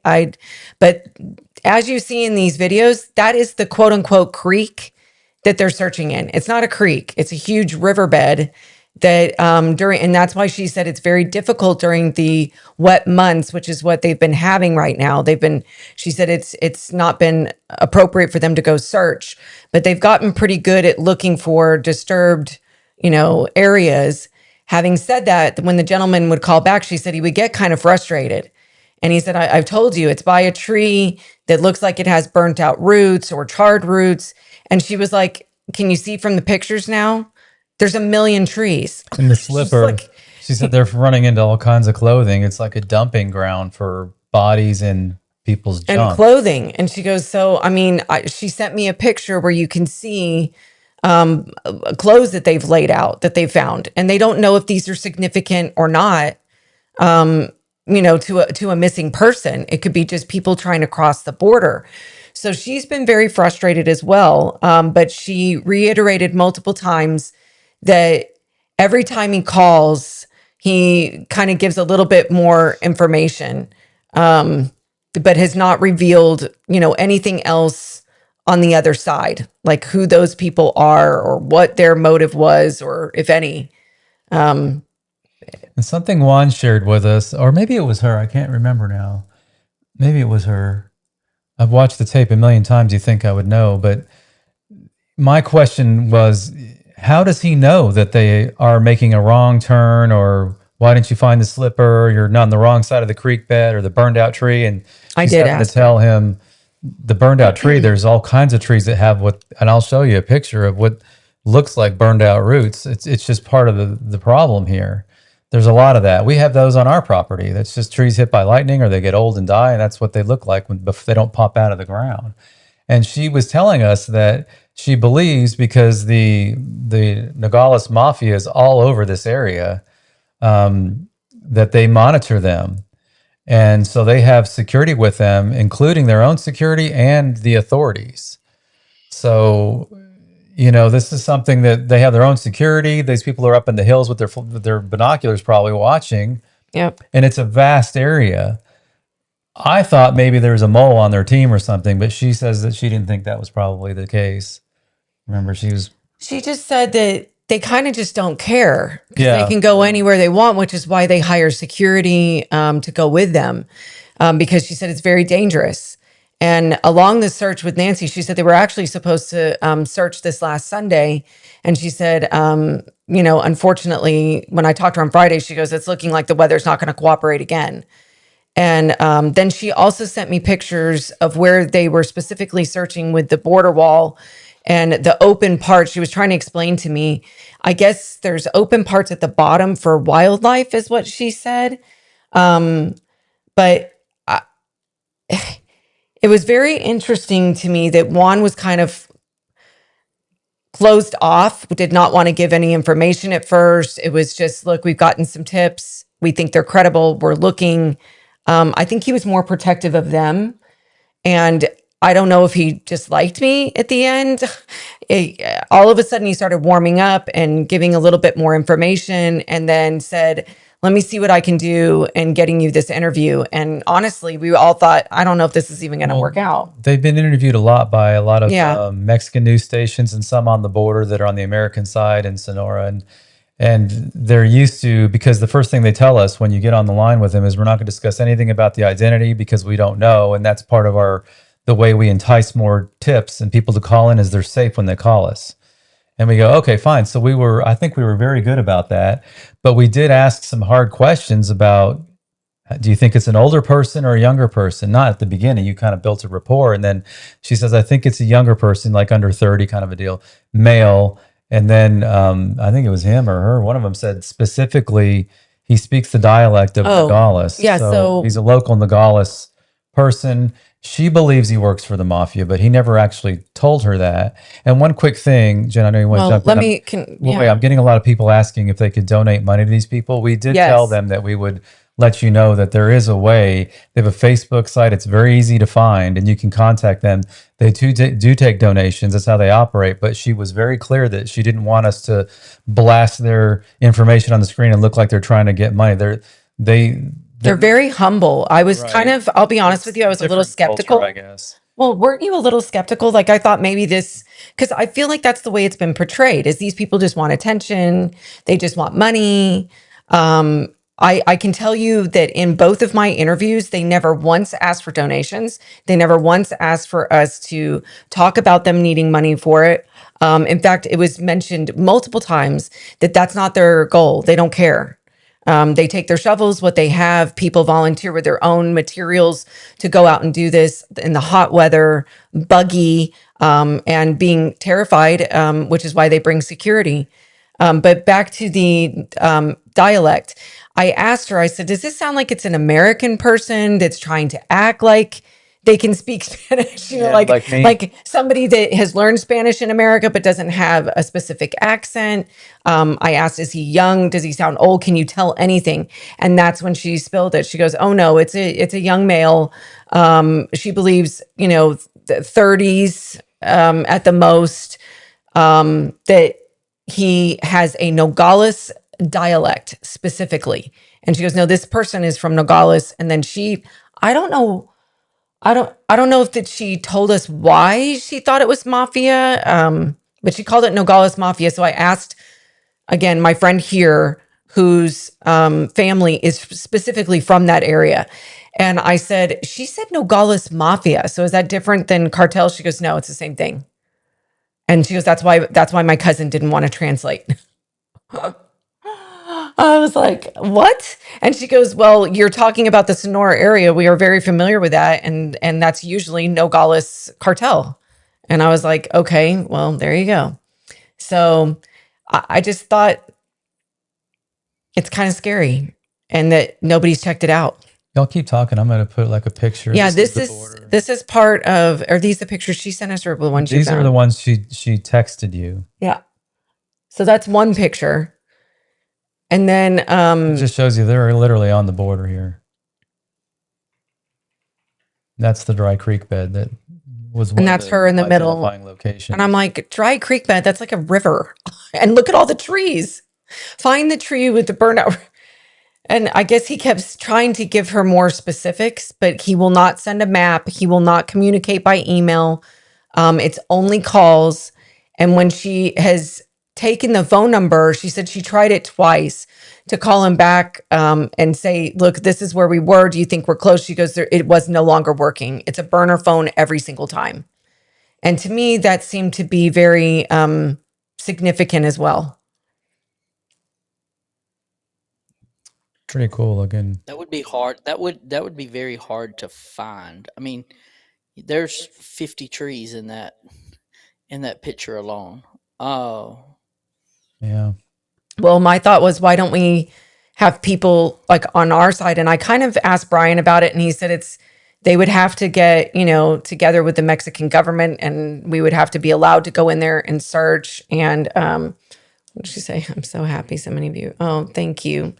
Inner Strength has been amazing. She networked with, she's a mod. She networked with other mods to try and get us some feelings on this and some information and who we could talk to. And Well, I wanted to segue real quick in and then get back with Adam and Mike, but I think it's important before people are, probably getting tired now, to give your FBI experience, because we've got many emails of people saying, here's the tip. And I already tried to call the FBI or Pima County, and Pima County just kind of didn't have a way of really taking their tip accurately. And FBI was just rude to me and didn't take me seriously. One lady said it was 4 months ago, they said they'd call her back, and she hasn't received any word back. And, of course, they are receiving thousands of tips a day, perfectly fine. It's the maybe 2 or 3 people that are the loudest because they feel like they were not, listened to. That was our theory. But now we've experienced it, or Jennifer did on the phone, and I just sat in the background going, I hope I never need to tell something to the FBI. And I have a little experience of dealing with the FBI from a former life of mine. And you remember me telling you, I was shocked at the agents that I was working with that, let's just say they were the B team. They were not the A team. And it affected me. This is probably 30 years ago. And ever since then I went, wow, I mean, you put these people on a pedestal as a kid, cops and robbers, the cops are the good guys. And they are. Listen, we have police in our family, Yeah. firemen, all kind, and they're all wonderful people. They're our family. it's very few and And far I between. respect They're the not. police more than anybody else. I mean, one of my favorite people online is Chris McDonough, just because he's still, I mean, what he's doing now, he's still working. He thinks he's retired, but he's still working. I mean, all these guys are just more power to them for doing what they're doing and educating the public and doing what they're doing. But there are some that are maybe put in the position of receiving these phone calls and tips. And I think I actually have if you want to continue. Yeah, I'll put a tell you what graphic happened. up. So I called Brian, which is, if you don't know us, Glen's brother-in-law was retired homicide detective out of Kansas City for over 20 years. I called him and I said, look, this is the information that I got. And he paused a minute and said, well, here's the problem, Jen. You don't know what law enforcement has. You don't know what they don't have. We don't know if it's important or not important because we're not on the inside. And I said, well, what would you want if somebody had a tip? And he goes, I'd want to know, because we can weed it out, but you have to look into every single tip. He goes, so I'm sure they've already looked into this. And I said, no, they haven't. That's the whole point. That's why I wanted the interview, because Nanos came out with that statement. And I was like, I want to talk to these people. I'm not pushing a cartel narrative. Whoever said that, that's not what's happened. She said that the person that she's getting the tips from said that they were hired and given money on the Mexico side to dispose of the body. I don't know if this is real. I don't know if it's fake. So when I called the FBI, I waited on hold and a gentleman answered. I could already tell there was an edge to his tone, which whatever, they're FBI. I was fully prepared for the fact that they get, I call them tinfoil hat people, probably calling. So I was already respectful of the fact that he's jaded. I get it. He said, what's your name? Spell your first and last name. What case is this regarding? And I said, this is regarding the Nancy Guthrie case. What's the tip? And I said, well, I said, full disclosure. I said, my husband and I, as a hobby, started a podcast, and I wanted to get an interview with the people that were already interviewed by large news organizations for possibly receiving tips about the location of Nancy Guthrie's body. He goes, get to the point. I mean, and why? And he goes, and how do you even know these people are credible? And I go, well, I don't. We do not know. I go, I'm not FBI. That's why I'm calling you. And I literally started shaking. And I mean, I think you guys know me enough off camera. Shoot, it's choking me up a little bit. I was like, you've got to be kidding me. All I kept thinking of is, what if Porch Guy's mom, which I think we can all agree, somebody knows who that is. They recognize that face. I would know my own kids in the ski mask. I'm sorry, I would. In fact, we tried it out here, at the house.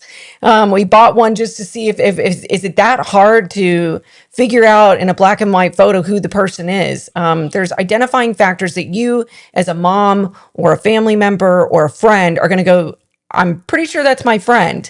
So what if there's a scared mom? What if there's a scared aunt that got up the guts to call the FBI and is sitting in their closet, terrified to call, makes the phone call, and that's the jerk that answers the phone? I don't care about me. I care about those people. I can handle myself. It was so unprofessional. It was so rude. And I said, sir, I haven't even told you what I know. And I don't know that it's real. I don't know that this is real at all. All I know is that law enforcement has said they're not checking it out because the Mexican authorities have not reached out to them, which I'm trying to figure out because Nanos has publicly said no tip is too small. I don't care if you think it's insignificant. Call us. We need to check it out. And they haven't. And so a logical question would be, do you already know where Nancy's body is? Because how do you know that this is credible or not? I was so floored. And I said somewhat of that to the FBI agent in pushback, but trying to be respectful. And I said, here's the information I got. She's apparently, he said, you'll know it's her by the reddish brown hair. And I thought, big deal. That was in the news. But then he said she's wearing pajama pants, not a dress, pants. And she's wearing one slipper. The other slipper got lost when they were transporting the body. They received her that way. She was wrapped in a blanket or comforter, was what the translator said, that looks like a hotel comforter, and in a black tarp. And she'll be so many meters below the ground and in this general area. And he goes, if somebody thinks it's important, they'll call you back. And that may be procedural, like they want to act like no big deal. Maybe he hung the phone up and said, hey, we need to call somebody. Who knows? But it was just the feeling we got was it's still going to not go anywhere, which is fine. I mean, it's not our job. We've done all we can do. I mean, of all the tips they receive, I know there's a bunch of people with foil hats calling and psychics, and that's a lot. But this is a lady who's actually down there digging in the dirt trying to find her because she received a tip, and she's done this before successfully many times.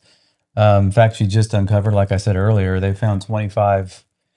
It was 25 or 30 different something graves in the area, and a few more grave. While she's been looking for Nancy during all this. And Nancy's not the only one they're looking for right now. They still have other missions they're on right now. So, and again, just the weather, I think, is keeping them from going out right now. They've gone twice. They're about to do a third time, she said, in a few days. It's just the monsoon season down there, so it kind of affects their schedule. So, but whatever. Well, again, those are all the details. That's one point I was going to make. With all this rain they're getting, if allegedly she's only buried a foot and a half deep. Yeah. With all this rain, that could definitely bring some things to the surface. Mike, what do you think about this? I'm just taking everything in. This is it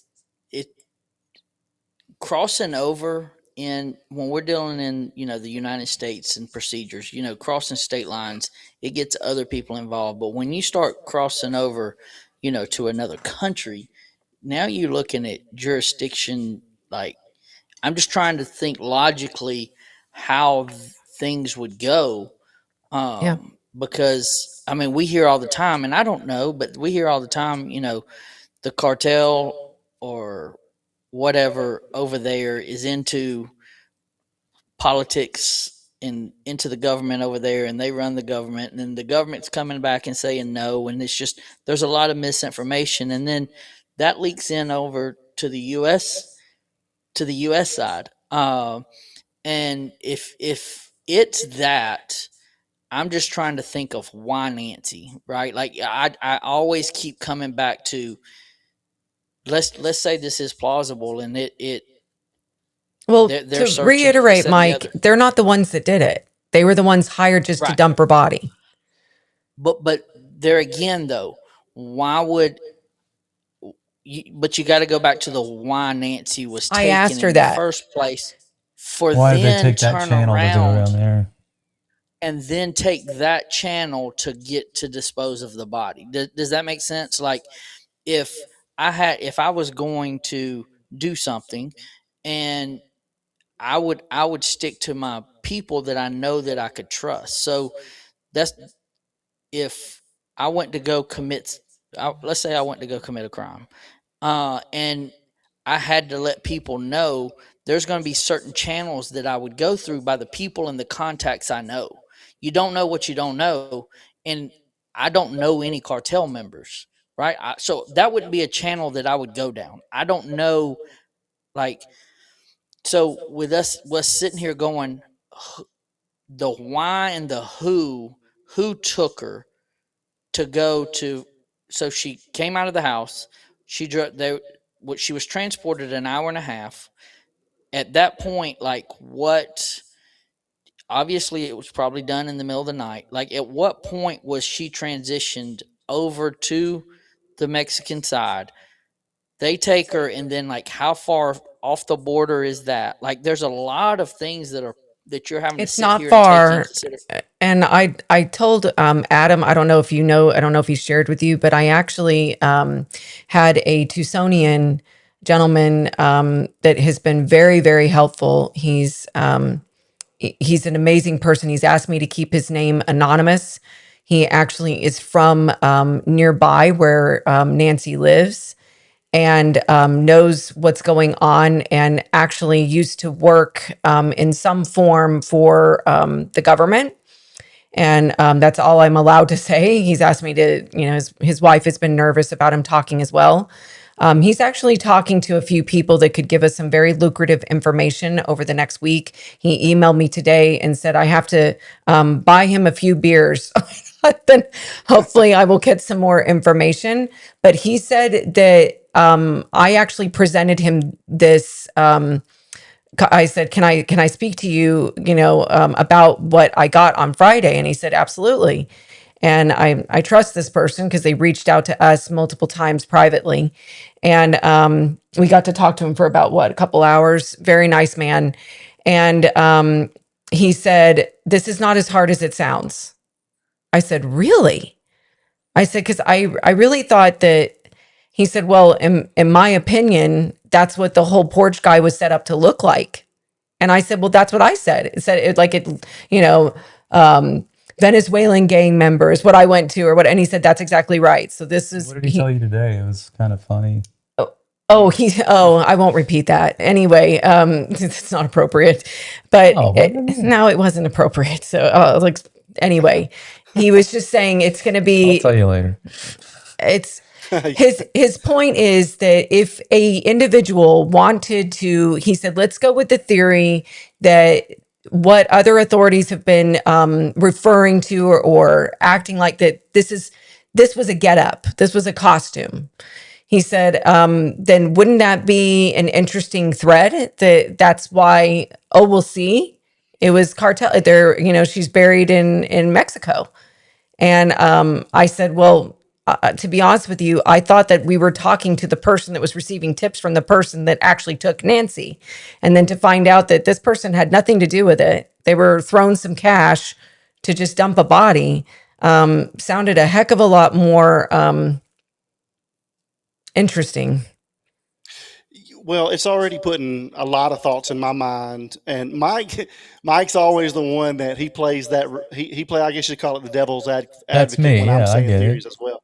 Yeah, and because he works basically a lot on just how does this make sense in the facts, but it's already putting a lot of things in my mind on major things that I've already kind of had theories on, and but it was a very, if this is the case, it was a very well coordinated, well planned out, process. But I definitely can see But the layers of it. You know what I mean? I don't mean to interrupt you, but yes, if this is how that it is very methodical and laid out. But how many people are able to pull something like that off, right? Like my circle is my circle, and who would want an 84-year-old woman going missing and go to that lengths to make a body disappear? Well, It this that that gentleman that works. Go ahead. Sorry. that's where I'm sitting here going. I'm having thoughts in my head like, why go to that extreme? Why go to the extreme of putting her in a car, possibly getting stopped, 100, an hour and a half away, to then cross a border where like, I mean, what if people are there, right? Like, you just, instead of, why not just leave her? Why is she disappearing, right? Like, Yeah, it goes why does right she down to have why'd to? they take her from the Tell him house? what he said. You know, the whole Right. thing is just insane. Like, to take a I body just, from a home, there's got to be something more at play here than any of us, unless it was just, ransom, kidnapped for ransom. if But the you gentleman I if talked you to said that this is easier than you think. And he said that he and his wife, he said back in the 80s, he said, I used to be able to go down there. It's totally safe. And I said, been there. I went with my grandparents. I was 8 years old. And I went there as a teenager. We used to go over there and go shopping. It was like, I mean, geez, anybody that's a Gen Xer, go watch Love Boat. They're going to Mexico all the time and it was safe.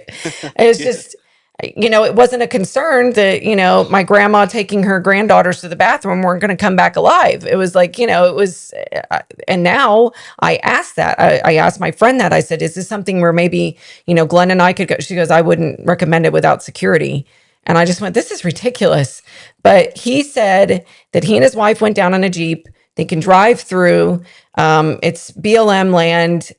He wanted to take her to a specific spot that was right near the border that's beautiful, she's a painter, for her to paint. He said, and in a hot second, there was Border Patrol on him. It was like, what are y'all doing here? And he's like, I used to come here a lot when I was younger. I wanted to bring my wife here to go paint. And he said, you all need to be really careful. And he said, sir, and he goes, there's a lot of cartel that work this area, even along the reservation. They have connections within the reservation. We're trying to, get on top of that. And again, this was all anonymous. He wants to stay anonymous, but this gentleman is very well connected. Is very frustrated with what's happening in Pima County. He said that he is not a true crime person. This happened in his backyard, and it has angered him. And he feels like a lot of us that do not live in the Tucson area are not getting proper information about what's really going on, and that there are flock cameras and other company cameras. He said he's frustrated that we don't have a vehicle. He said the only area that is not well, I guess, surveilled with cameras is in a part that they call Little Mexico, which is just south of Tucson. He had a lot of information about when that border. I said, well, then it would be difficult then for this person to take a body. And he goes, no, you're not listening to me. He goes, this was during the day. And at night, he goes, and even during the day when you're busy, when the road is busy, you can drive through there. They don't check you, no nothing. You come the other way, they're stopping you. Yeah. He goes, they don't stop Yeah. your vehicle. They just wave you through.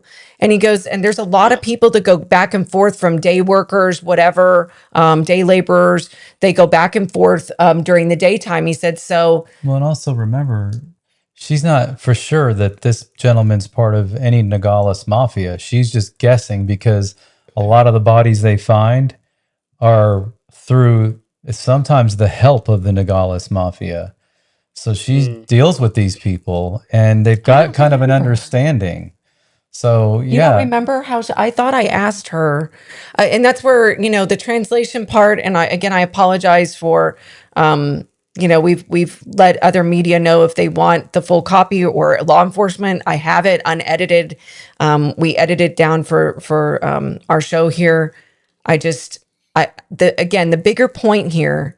And the reason I was reaching out to people is I didn't want to give away details. I hadn't heard about her being wrapped in a comforter and a tarp and in pajama pants What with a looked missing like a slipper. hotel comforter. Yeah, a And then hotel wrapped in a comforter. tarp, but they didn't go in and look. They just saw the hotel comforter and kept her wrapped up and didn't. And for the touch record, her. I don't know that I believe it. I wanted to check it out. The reason I wanted to check it out was that Nanos put out a statement, multiple statements, saying no tip is too small. Yeah, the story here is we Yeah. tried to turn a tip in and didn't work.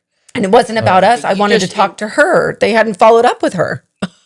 well, and a lot of it is this right here is basically calling Nanos's bluff, right? Like you're showing the people, hey, we're giving a tip, and it Yeah. is a legitimate tip that we think, hey, it definitely needs to be checked out, Yeah. and it's not getting checked out. So put your money where your mouth is and check If the you tip want, out if you want those tips, yeah, if you want them tips, because if you aren't getting them tips and they are not getting, yeah. That's it. then nobody's going to do it. And That's it, but Mike.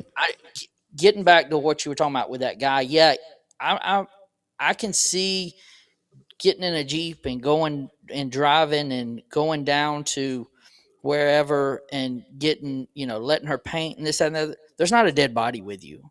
What I'm saying is when you're in a state of there's so many more easier ways to dispose of a body than having to be in a car with it or in a Jeep or in a truck or whatever and driving it an hour and a half where there's plenty of other way. And I Yeah, agree. It's the why. Like, why would they do all So that? that's the question, because if this is planned and laid out, why was that the best plan they could come up with? Because there's so many more ways to go, hey, Day was directed that at ain't how this I'm getting tipster. that ain't Media how I'm getting rid of a yeah. body. Well, this is why I love me and Mike, Good super because chat comment. Yeah. I'm sorry, I'm totally on the other page, because this plays directly into my theory, and so I can it's already it's already putting thoughts in my head about, but as your theory, right? yeah. And I understand how much harder it would be to, if she got across the border, to be able to not find the body. I can get all that, but is the risk worth the reward? I totally You've get got it. to. And I don't see the risk being worth the reward going over there. Yeah. Out of let's just say out of unalives, statistically speaking, you're gonna find, and you're gonna find that body within a 5-mile radius most of the Yeah, time. yeah. But you're Right. definitely probably gonna find it in a That's 10-mile Yeah. radius. I could get down with 10 miles. I can't get down with an hour and a half. I didn't can, either. like, Mike, I'm with you. I didn't either. And honestly, after this talk with her, I was still on the I was shaken, obviously, by the details that I hadn't heard in any other news report. We watched multiple. In fact, we have some to play now. I think he clipped some of them. I just thought it was very odd. Regardless, how can you definitively say the Mexican government is not reaching out, or Mexican law enforcement is not reaching out to us? Therefore, they don't think it's credible, so we don't think it's credible. Well, That didn't make any sense to Here, me. start with the facts. Well- The facts is Nancy's missing. There's a tip given to a very credible group of people who get lots of tips every day and know which ones to ignore normally. Chose not to ignore this one and is trying to get the word out. She was frustrated that the Mexican authorities put out that they didn't think this was a legit thing, yet they're there beside her helping her right now. Like they're not pulling shovels out with her, No. but their vehicles are there and helping protect her while she searches. And so she knows these people, and it's just odd to her. Why are they saying that while they're here helping? And she knows why. And listen, again, But back to it all that comes guy. down to, could this be? Maybe it's not plausible, but is it possible? And if it's possible, Yes, it is. can you make I- a phone I call and make everyone feel better, or email or Exactly, text? I have to reiterate that gentleman said the amount of vehicles and people in the Tucson, Arizona area that are involved with illegal carting of immigrants into the U.S. is a lot bigger than we realize. In fact, one of them that was arrested for it is connected to somebody who's been questioned and detained in by 1 degree of separation in this case. And he was convicted for going over the border through the reservation and bringing illegal immigrants into the country. So I have to believe, after talking to this gentleman, I will be honest with you, it was like 60-40 that this was a nothing. And when I talked to him, he said, this is a lot stronger than you realize. And I said, real. And like I said, this guy he's very well connected in the Tucson area. This is a very much a professional, which is why he wants to remain anonymous. I think we've talked him into an interview that he wants to remain anonymous on, but it will be a video interview without his face. And he said he just feels very passionate about the fact that there's a lot of information that is not being shared with the public. He feels there's a lot of things at play. And I thought one of them that was interesting was what Chris Madonna actually covered, which was the Splinter Group, that area where the homeless is that Annie had her business at. Do y'all remember that? Yeah. Yeah. Yeah. Right there at the end of, almost like right there at the end of the little park area. He gave us some very interesting information, and he also has a friend that is that knows Annie. So we got it was just interesting. Okay, let me ask you a question, because I've watched some of your shows, and you talk about it and you break it down into kind of categories and this, that, and the other. So, and you were talking about a 60-40 as far as that's what you believed and all that kind of stuff. My Being cartel related. Yes. I go back to, again, why? Because it's an 84-year-old woman, right? Like, it's why Nancy, and the fact that they aren't running in them circles. She probably ever, I mean, she's not running across that type of thing. So if that we kind of take that off the board, then why would it be cartel related? I've always been in the camp with Dr. Brocato, Mike. I've been in the camp that this was a hired hit. This was an elimination. Why? Pardon me? Why? Yeah, why? Well, and that's where I'm saying, like, for this to be pulled off, me personally, for this, and y'all know my theory, it's not like who would have wanted it, who would have wanted it to be a hired hit, right? Who's gonna do that? Probably the person that benefits the most to gain money, exactly, right? Because more than likely it's not a SA. I mean, could it be a revenge? Could it be a revenge from something? So you're trying to narrow down where we're going with it, and to like bring the cartel in. Like, well, I'm not just normally. I get my it. Opinion. Yeah, tell me yours. It may not be. It may be very low level cartel, or it may not even be cartel, because she didn't specifically say it was. Correct. It just we got to may stop be harping a on runner. that. It just may be a runner from Mexico. You know what I'm saying? But why would they get involved? Well, that's what I'm telling you. And again, it's already making a lot of sense in my mind, and it's already giving me an idea for tomorrow. There are people that are in that have experience and that are connected, that are around the Tucson area. Yeah. You see what I'm saying? And so they think they're being smart. Those people think they're being smart because they think, hey, I can hire this person. I can get this totally out of here. It's off my hands. And so it's probably not even cartel. And if it is, it's low level.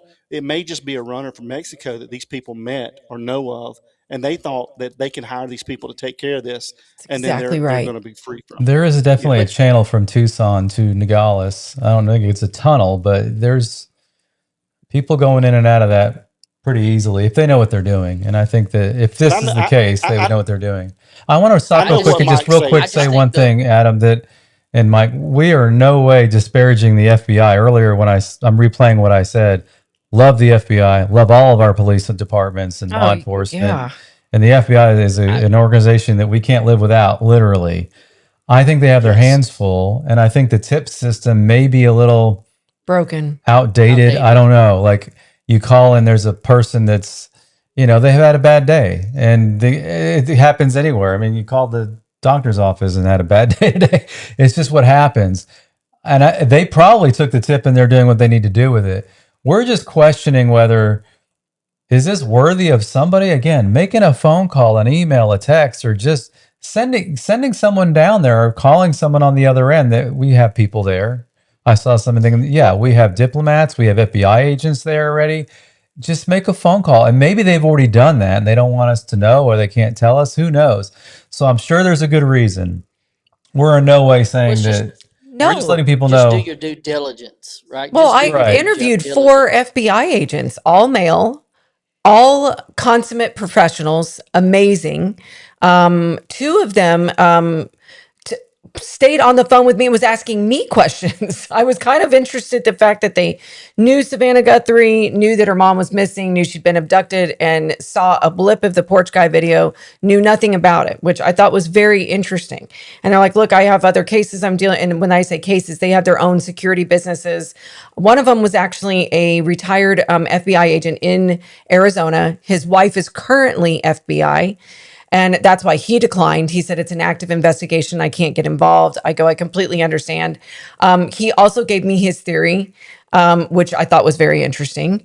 And I will say that all 4 FBI agents I interviewed, and again, retired, not current, had the exact same theory.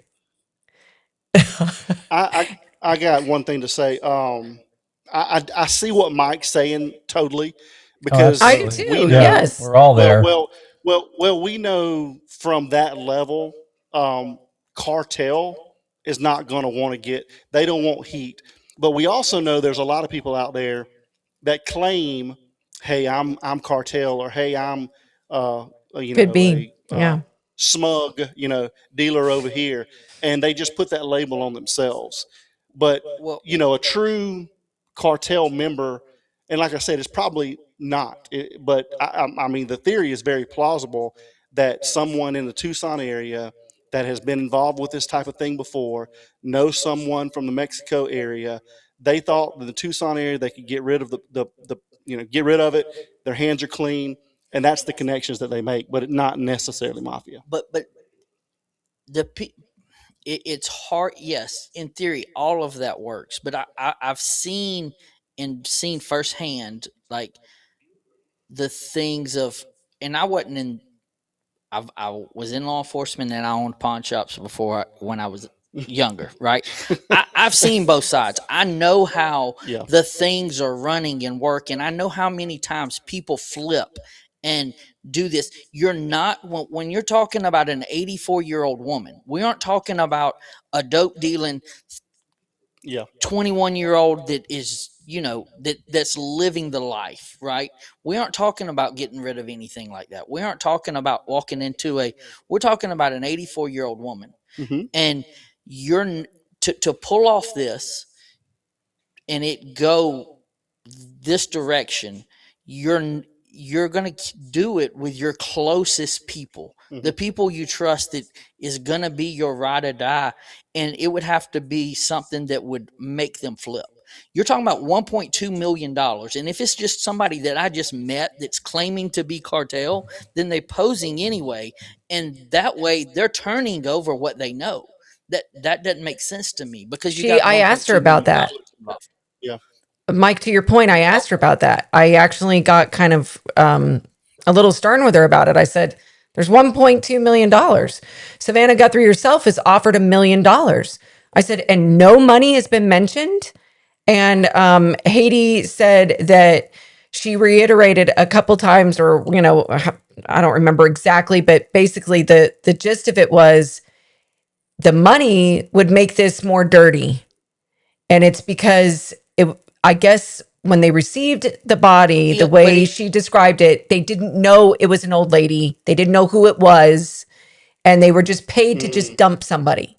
And then when they figured it out that it was an old lady, it made it disgusting to him. And he wanted atonement and wants no money, no nothing, because it would make it worse for him in the afterlife, essentially.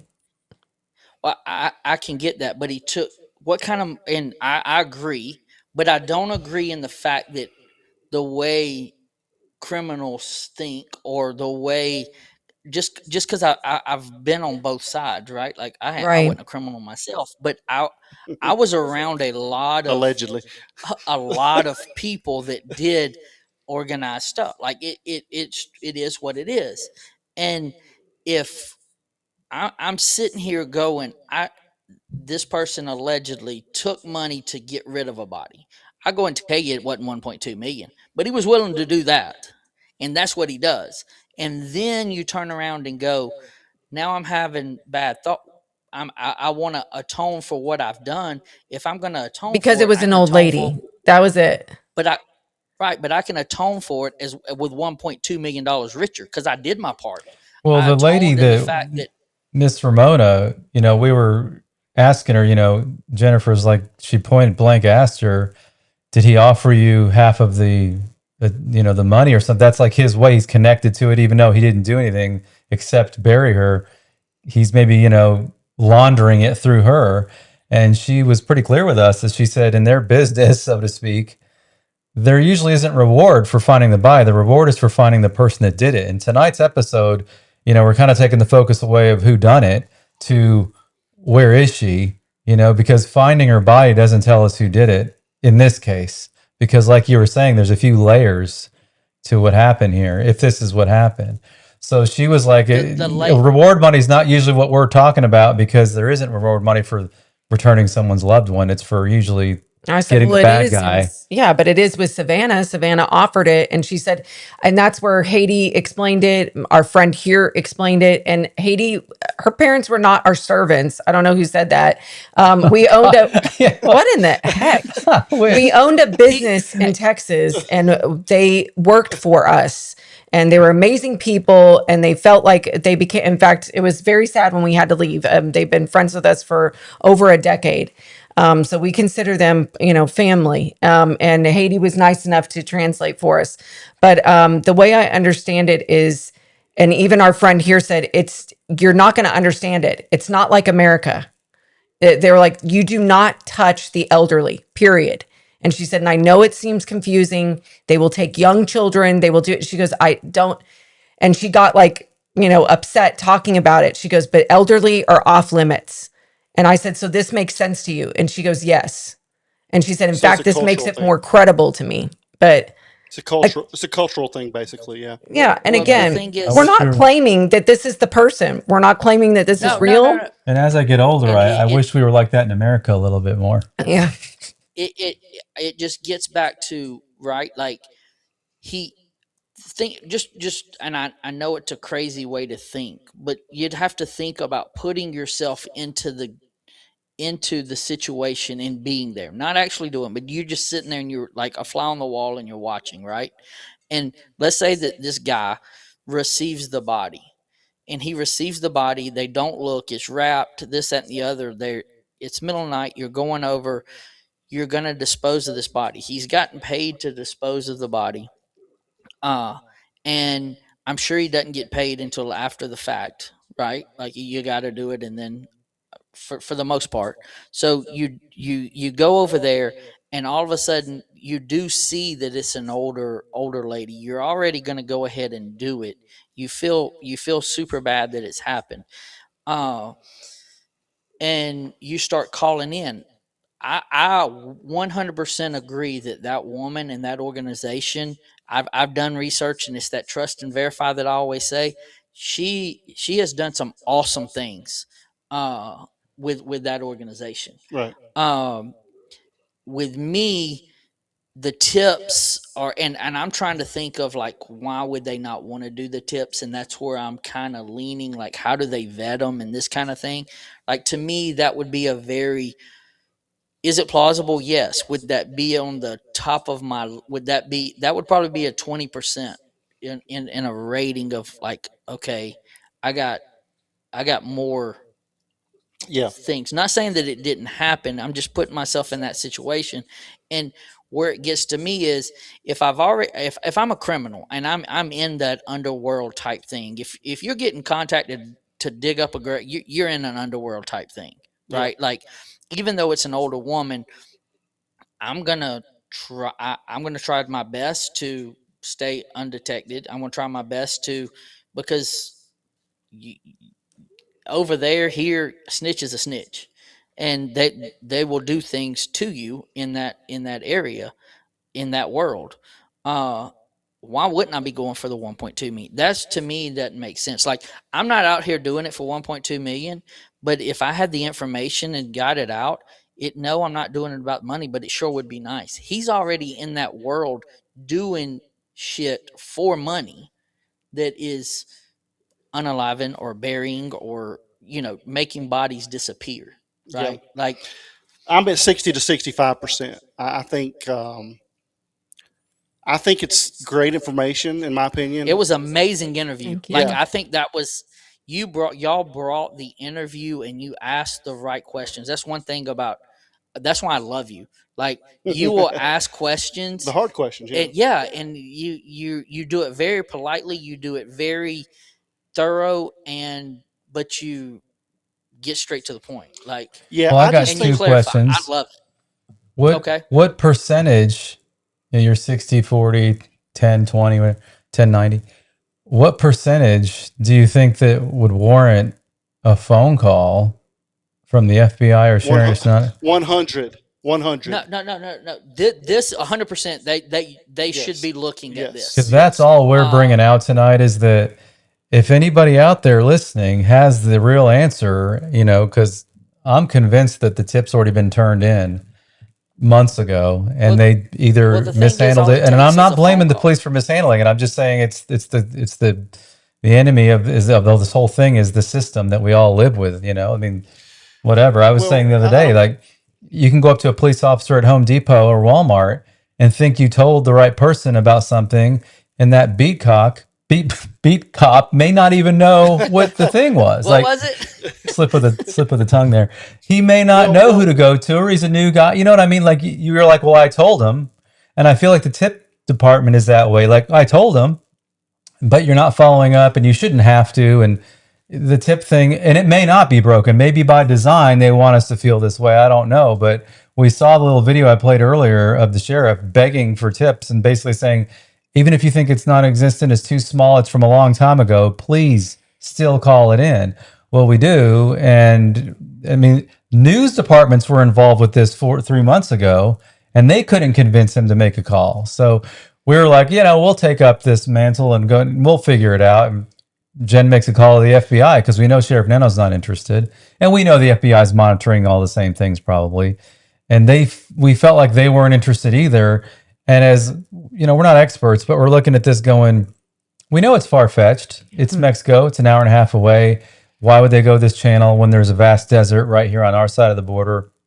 But if this is somehow connected to that side of the border through uncles, brothers, cousins, friends, long lost teacher, there may be something there. And I'm probably 10, 15% that this could have anything that's anywhere near reality. But at I'm 1%, way I more just than that. feel like it should be handled some way. The second thing I want to say is I'm just looking at the likes at 750 something, and there were 1,400 people in here. And we've got a lot of people that have contacted us after the show saying, we love your show. And they've even done super chats and donated. And they email us going, I can't like your channel during the live because I'm watching from my TV. We have 48% people watching on their TV. You can like it from your TV. You got to use your remote and hit the little up button and then to the right and highlight the little thumbs up and click it. And then we found out it's like a thing. People watching on TV don't hit the like because they don't know how to do it. But anyway, we appreciate the likes because when you Very have much. over 1,000 people in here and only 400 people liking it, that's a problem. We're getting better now. We're almost 800. But please hit the like button. It helps us so much. We don't make money off likes. It just helps our channel get seen more. And that's all we want to do is, like I said the other night, the guy who did this or the team that did this, somebody that knows something, is watching these streams. Now, I'm not saying he's watching ours with our little 3,000 subscription channel that's brand new, Y'all are but gonna be. you never y'all are gonna know. be I mean, he may get pushed this. He's on YouTube. He's on social media. Everybody is. They're no different. Y'all- So if you're watching this, y'all do something. Your production to the way y'all interact and y'all's banner and just the way y'all We are argue. genuine. That was part of our deal. We love We it. don't agree No. with everything. He literally Googled, is it bad that we argue? Chat told me it's okay if we argue. And look, y'all you don't agree. Like right now, I think you're 60-40. He's like 199. That's good. I love that. I love that Mike can come on here and say what he wants, because that's what I do. Thank you. You know? And I think it's important that everybody does that. The only way this gets solved is people aren't yes men and yes women.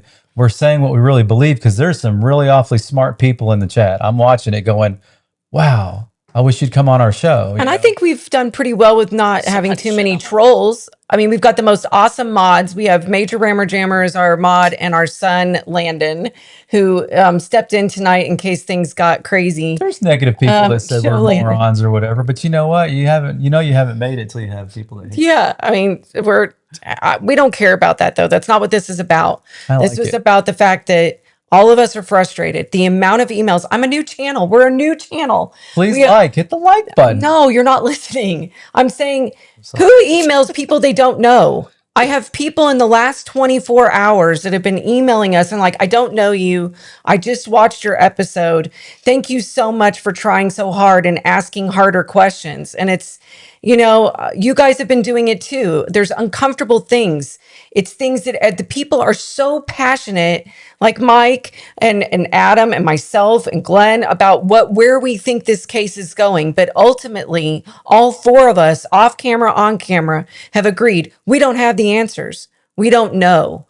And we want to know. We want to find her. And like this lady said, I don't care if it's real. I don't care if the guy calls me 12 more times. She's been getting 8 phone calls from Mother's Day to now. And he wants her to find it. And he said it's, like she said, it's because of atonement. And he said it over and over again. Who does this to an old lady?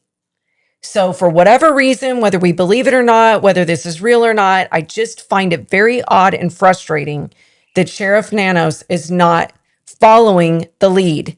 And if he's telling us, and Savannah's telling us they need help finding their mom, then I don't understand this. Why are we being told that they're going to check out every lead and then they don't? And I'm sorry, this is where the passionate, unfiltered part of me comes out. It pisses me off. I don't understand it because we're being lied to at that point. So do you already know where she is? Kahlua girl, that sounds how do you know? If you're telling us you don't know, Como came out, I don't know if you guys saw that, and said his, I'm sorry, thank you very much. His sources said they have got a cold case. I think another news source came out and said they have nothing. I think it was TMZ. Harvey said that his people have said that they have not given money. They don't know who did this. So why wouldn't you check this out?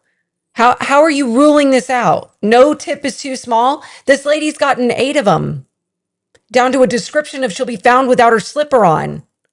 I just, and what type of blanket? And quite frankly, I'm not sure she's giving us colors. I'm not sure she's giving us that information. I was kind of surprised that she gave me the information she did, because they bring security with them. Their lives are at stake when they go out and look. But if you know where she is, then stop asking the public to help find her. And if you don't know where she is, then why aren't you checking out all the leads?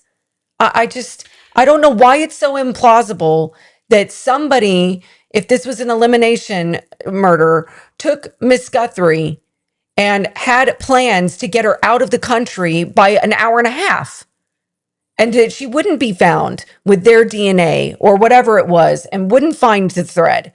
I think all of us agree it's very odd that nobody's turned anybody in for, $1.2 million. But I think that, to your point, it's a very tight group. I personally don't think, and she said this was not a mafia, Nogales Mafia member that took her. He was just given money to get rid of the body. And it was right at the border. She didn't say what time of day. I didn't ask. Somebody in the chat said that I asked too many questions. I mean, I literally can't win. I didn't ask enough. I asked too much. Welcome to YouTube. Yeah. Jeez, Well, to your point, Jen, I mean, you're making a great point. And to me, it just shows you the character, the narcissistic and the egotistical character of Chris Nanos. He doesn't want to ask for help. I mean, look at the Holly Dasso case. don't know if you guys know Sorry, much Hester. about it. Still unsolved. The 65 or whatever, deaths that have happened inside his jail system in the past 5 years. Nothing is said about that. So this guy wants to create the narrative himself, and if it's not his narrative, he cares more about his narrative than actually finding the truth out. And when I saw that quote unquote, the Mexican authorities have not reached out to us, I'm like, dude, you got to be kidding me. So you're that type of person where you're not going to, make the first move. That's all it is. He doesn't want to make the initiative to find anything out, and that's so unfortunate to me. Well, he's wanting everything to be brought to him. Spot on. Like Because he's the man, he's the I leader. like what Look at and me. You didn't do the you need to bring it to me, and then we'll, or whatever, instead of being proactive, right? Like, so you got proactive policing, and then you got reactive policing, and he just, I guess, is from the old school of, hey, bring it to me, and then we'll see if it's worthy. Because in that, because he in that wanted a thing that show, you played, Mike. yeah, when you put Yeah. when you put on that and replayed that, and he's sitting there talking, and he's like, he was very adamant about, you don't know what we know, Mm. right? Yep. And he made that clear, like, you don't, like, almost like he was above. And good Thank you, sheriffs Oakley. don't do that. It's good My though. boys actually were in 4-H for a long time when they were younger, and Landon's our mod tonight, helping out Major Rammer Jammer in case we were dealing What's with up, the Landon? OK. Yeah, in case we were dealing with the OK Corral in the chat group. But we appreciate our gunslinging, awesome mods. Thank you so What's up? much. What's up? What's up? He don't even know he's on, does He he? doesn't. Oh God. Look at Oh that good-looking God. kid we have. Oh my He's God. like, let me put my phone up. Yeah. He's the best. But honestly, I think everybody's been very respectful, very welcoming with this information. And I mean, I told you, how many times did I tell you this could be nothing? Like, we may not have a show, it may be a segment, and we'll just see what she says. Are we still on the air? I just wanted to have her side of the story. And I wanted to hear her say whether she thought it was bogus or not. And she said multiple times that they get tips all the time. And she goes, but I can't ever say, I don't know that this isn't real. We're not looking. And she said, and almost every time they go out, they find something. And when I say something, I mean someone. Can I play the Nanos thing? Yes, please. Are Yes. y'all okay with that? Yeah. Every piece of information that's out There it there is. could prove vital. You don't know all the things we know, and we still need to know what you know, because there's something out there that we don't know. We think somebody knows something, so call us with whatever tip you might have. It really is. I can't stress this enough. Every piece of evidence, every single tip we have, they are worked, they are looked at very seriously, and nothing is dismissed. So don't think this is too small or this was too long ago. Call us.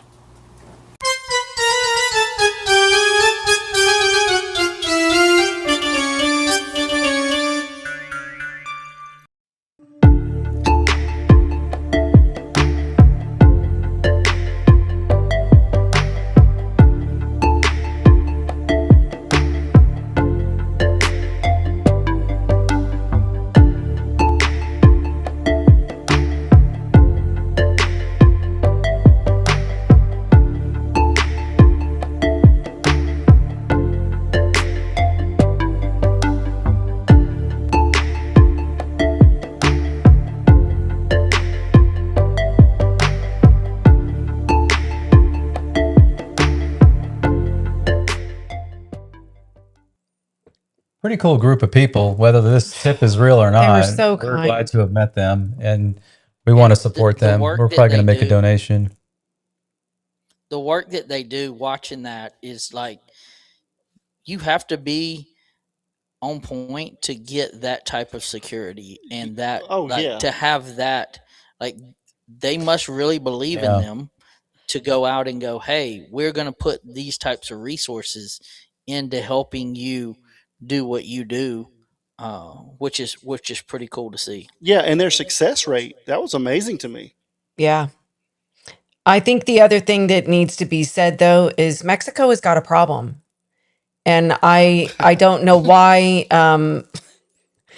and I'm sorry to sound so flippant about this, but I don't know why Nanos is expecting the Mexican, law enforcement to give him a call.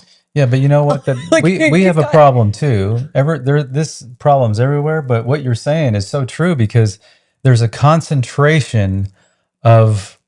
This is a dumping ground. It's a vast area, so it's a dumping ground, and it's not on our side of the border. It's on the Mexican side of the border. But it's not saying that Mexico is this crime-ridden, horrible place to go. I mean, people love going down there. It's a beautiful country. Yep. It's North America. We're the same continent they are.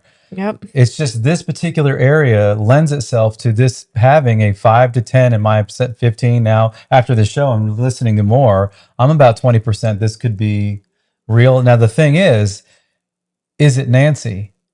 Because that's why I asked the question at the end of this. These people don't know Sheriff Nanos. They don't know the story of much. She just knows that this person called and said it's the old lady from Tucson or whatever. And knows enough because if you saw Brian Enton when he went to Nogales, most people didn't even know what was going on up here. It's not like major news there. So is it somebody else, an American that they're looking for? Maybe it's the other one that's missing. I don't know. There's another lady that looks like her that's missing. So, Yeah. and is around the same age. I just, I believe the tipster really took a body and buried it. Can we go find out who it is? And there, I think she's going to find this person, and we'll see what the deal is later. I don't know if it's a scam. Somebody said that you found the TMZ scammer. I don't know. There's the way she said it. She said, every time he calls, it's a burner phone. It's a different phone number. Why does Hester keep blowing me up on the chat? What's wrong? She doesn't like that I said we only had 400 likes when a few weeks ago that would have been a big deal. No, I didn't say that. I said that we have you guys we have you guys are 1,400 doing people great. in here. My gosh, we're grateful for anybody that joined us. And that's what you do as a YouTuber. You say subscribe and like. I hate that part. I don't want to push anyone. If you don't like it, don't hit like. That's the point. But if you do like it, please hit the like because it helps us a lot. And I'm sorry I upset you, Hester. Don't apologize. It's our channel. If you don't like us, we appreciate that. I've said it multiple times. There's over 1 million uploads to YouTube a day. We understand that there's, like Glen always says, there's chocolate and vanilla. There's a million? Yeah, 1 million uploads a day. So heck are we doing? you have choices. So the fact that we had over 1,000 people that made the choice to join us today, very humbled. We're very humbled. We're very grateful. And if you choose to not like us and not subscribe and not like the button, we understand that too. We just ask that you exit. and let those of us that do like being in the same room. I'm telling you, I love her. You love it, Mike. Yep. Gosh, Jen, I wasn't Preach. saying that. I No, think I'm Hester's sorry. probably a wonderful person. I've been the person in the chat, and I've been the I would person in the never say chat that in someone's chat. that sees people pop up and say horrible. I'm like, why? How is that helpful? Hey, wait a minute. No one hate on Hester. She was just saying. What did she say that you said then? No, she was saying you're not asking the right way. Saying you only had 400 people. She's trying to be helpful. Yeah, she may have been trying to be helpful. I was just saying. Don't give her another scarlet letter. Thing up because I wanted people to say, "Hey, someone said I did it wrong. I'm so sorry. This is like our 11th show." Put your glasses on. I love you, Hester. I wasn't saying her that. name is Hester Prynne. You're giving her another scarlet letter in our chat. Like, stop. Hester, please keep helping me. Gosh. For crying out loud. Landon, is this why you and your brother call us the Costanzas? But guess what? We have almost 900 likes now. I'm blown away. And you're right, Hester. What? 2 minutes ago we get 100. I was happy. Let's go. I'm never happy. I'm so sorry. I just want to again bring this to a close and say unless you had something else I just wanted to say I wanted to give our best friends now a minute to. You're on tomorrow, right? Yeah, I am. We are actually. Right. And, it's in our calendar. I don't know what today is, and we switched days. So we're They on all run Tuesdays and together, Saturdays man. at 7. You guys are on tomorrow. I think Yes, it's- our sons call us the Costanzas. It's for real. We used to be Monica and Chandler Bing. I got old, and I'm so like, that didn't apparently we're old, and now we're the Costanzas. It's fine. I've accepted it. Go ahead. Sorry, guys. No, thank you for that, Glenn. And yeah, we're on tomorrow night, probably 10:30 Eastern Standard. But just going through this, and it was so awesome not hearing those interviews before, but I know exactly what we're going to cover tomorrow, and it's going to coincide 100% in what you guys covered tonight. And so I Awesome. can't wait to connect Oh, these that I dots. can't wait to Wow. watch that. Yeah. Because I'm telling you, I'm 60 to 70% on what you guys covered tonight. And that's what makes Mike and I so good Thank is, you. So good. he's, Some people say I'm a narcissist. well, it's I that love it's that. that Crimes back have and forth, consequences. because that's what that's a good thing, and just like you guys, I mean, but yeah, 10:30 ish Eastern Standard. Um, I'm telling you, you guys need to watch it, because you're going to see the connection take place and the Interesting. dots connect. Yeah, it's gonna, and just me hearing you guys. The lady doesn't have any reason to lie to you guys. The caller calling 8 times. What is the motivation behind calling 8 times? So we asked. So in my yes. So in my opinion, I think there's merit to agree. it, and there may not be, but I think there's a lot more merit in this than a lot of other things that has been out there. So I mean, great job, Mike. What do you think? Thank I you. do. I actually enjoyed it. My thing is just the not knowing it. I always come in not knowing what's I going love on. that So I part too. always it's hard though. It Riz trying to, and now you speaking in front of people and not. It's not. I don't know what you are talking about. So I love the fact that I don't have to do all the work prep of putting on the show. Just pour a Um, cocktail and pull up a chair. right, and so, but y'all, what y'all put out is very, very informative. It kept me entertained. I was engaged, Oh, thank um, you. and Glenn worked just the really hard. way, Me, I didn't well, do and just the anything. way y'all. I mean, even watching the gold and the TBX and how y'all put up y'all super chats and all that. Like, I know I see how hard it is for Adam, and with y'all being your 11th show or whatever now, it's awesome to see Mhm. y'all, and I know y'all, and I feel like it's cool. And I'll be honest with you, if Jennifer and Glenn says something, I feel like it is, you can take it to the Yeah, bank, exactly. and that's what makes y'all show so awesome. Is Well, that means people, more to me I than saw some. anything else Yeah. I've heard tonight, because we're big, only the facts. We don't want. Yeah. Now theories are good too. I'm just saying Well, that you have to have we don't theories. call Yeah. something a fact unless it is a fact. And then if it's a theory, we try to make sure it's a theory. Tonight, it's 100% a theory that we just feel like, I wish they were taking it serious. Or if they know it's total BS, then tell us that. But don't say, I haven't been called by the authorities. So by his Mexican authorities, that's not how it works. I don't think. I don't know. And then honestly, you guys know this. At the beginning, everyone was all against Nanos and trying to impeach him and all this stuff. And I'm like, let's give the guy grace. This is a pretty big case. He was a sheriff of a pretty vast land-wise, also community, numbers-wise county in America. It's not an easy job he has. And everyone's, razzing him because he went to a basketball game. And I get the optics of that. He wasn't good at the optics, whatever. But after watching, I guess it's Chris at the interview room, especially lately, I would recommend everyone go watch the last couple episodes. He doesn't like Man. school, and I liked school. I like learning, Oh, and yeah. Glenn likes the interview room. So, but yeah, no, The interview room, they were talking about some of the stuff, and I'm like, and now I'm thank you to convinced there's a problem there in Pima County for sure. Sorry. Yeah. And thank you to the people that are listening. If you're out there, you know who you are. I think I saw April in here.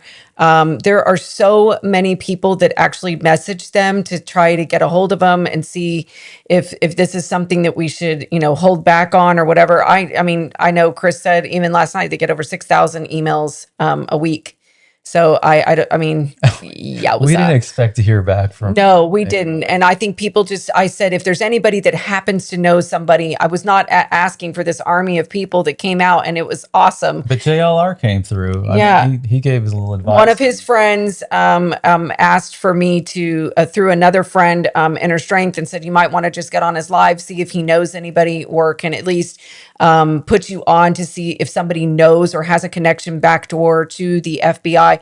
And he was so nice, but I think he and others are so used to people taking advantage of him to start their channels. So I think there may have been some misunderstanding on there. This is not about us. Glenn and I don't need to do this. This is our hobby. And I guess I feel gross even calling it a hobby. We wanted to help. Really, it was about, we weren't going to air this show tonight if it wasn't okay. Right. And we have, our family, like Glenn said, our oldest son who's married is a firefighter EMT in a very large fire station in the Dallas-Fort Worth area. He has talked to us. His friends have called us about this case. Like, why would they think that there was first responders that went to the house? That's not what happens. And I hope that within minutes, that the detective that was there let them know that no, first responders don't leave your doors open. They don't leave things like that because they know that can leave you open for robberies if something did happen. So he actually gave us a very detailed explanation of what would have happened if a first responder had shown up to an elderly woman's home that was not able to come to the door and needed medical help. And it was not what we saw at the scene.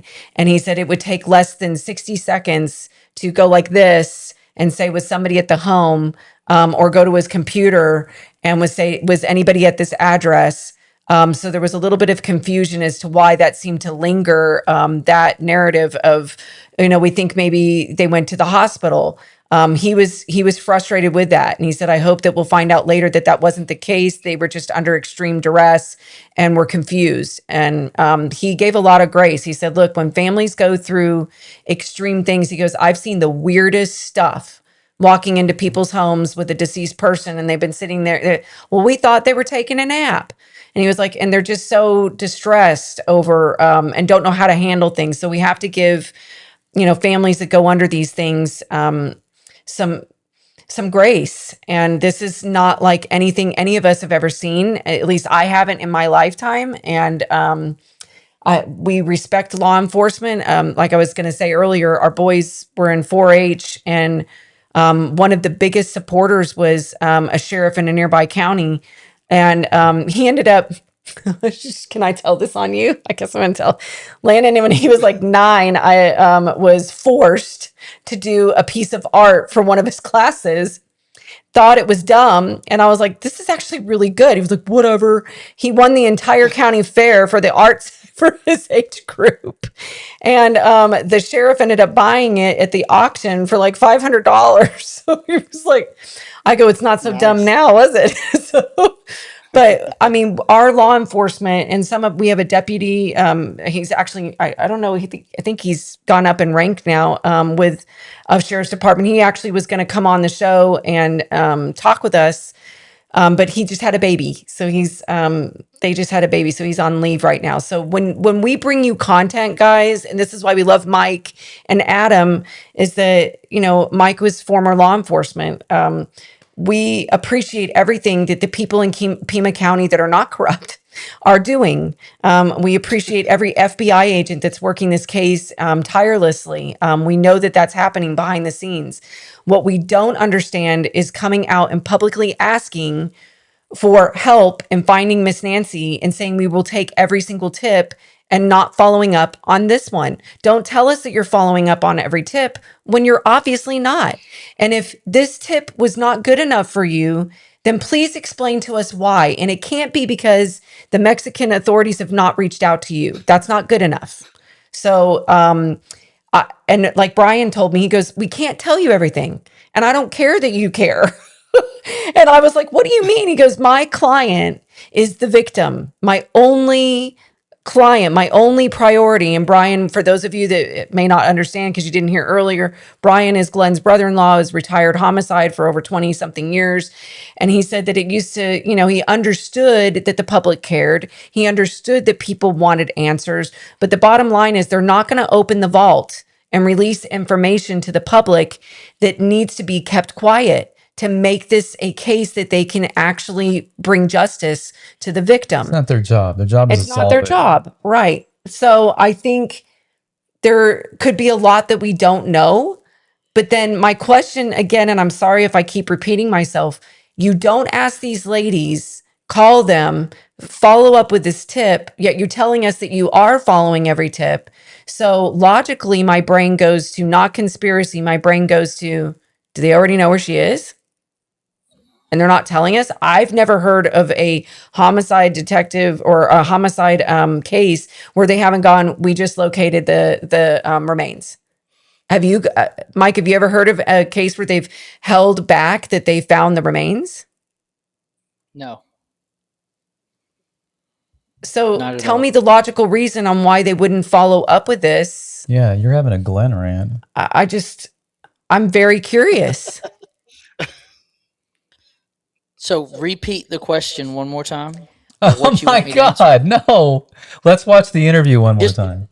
The logical reason why they would not follow up with this, because if he's telling everybody that they follow up with every tip, my brain didn't go to conspiracy. My brain went to, do they already know where she is? I've never heard of a homicide investigation where they have not said, we found him. In fact, that little girl that was missing, they're like, we found her. Well, hopefully they took the tip and someone just said, we had to have patience. Yeah, I mean, maybe they're doing something. We don't know. Trust me, I have patience for the fact that they're not going to tell us everything. And I think there's other people that feel like they should open the vault and tell us every little detail. But I'm also sensitive to the fact that there's people like us in the true crime community that feel like we're trying to help. I had multiple people in the chat tonight before, like I said, we had, we've been, this is our 11th episode. It's been 3 weeks as of Friday. And we have people that are like, I'm from Tucson. I'm from Tucson.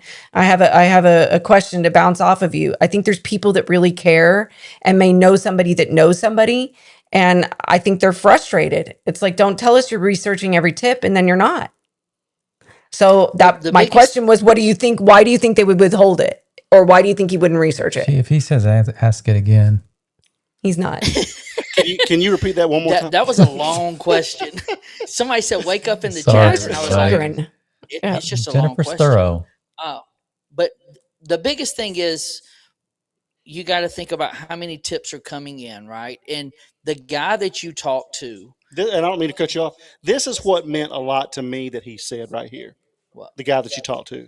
Yeah. The guy that you talk to probably answers, I mean, I would say 200 or 300 tips, and you're just the 301 tip, right?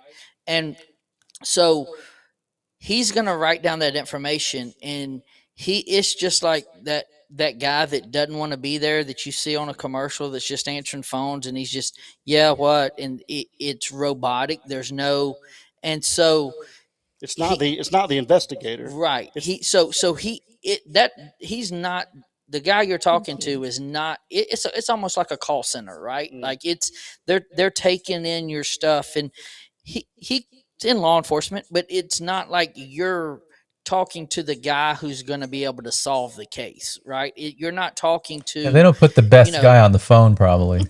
Apparently not. That'd be my job. Well, so if you think about if you made a 911 call, right? Like, so if you called into 911, you would talk to dispatch, and as you're talking into dispatch, they're good at what they do. They're trained in that, and then they dispatch it to law enforcement. And if you think of it kind of like that, like your call, when you call into they just taking down information. You're the 301 person he talked to today.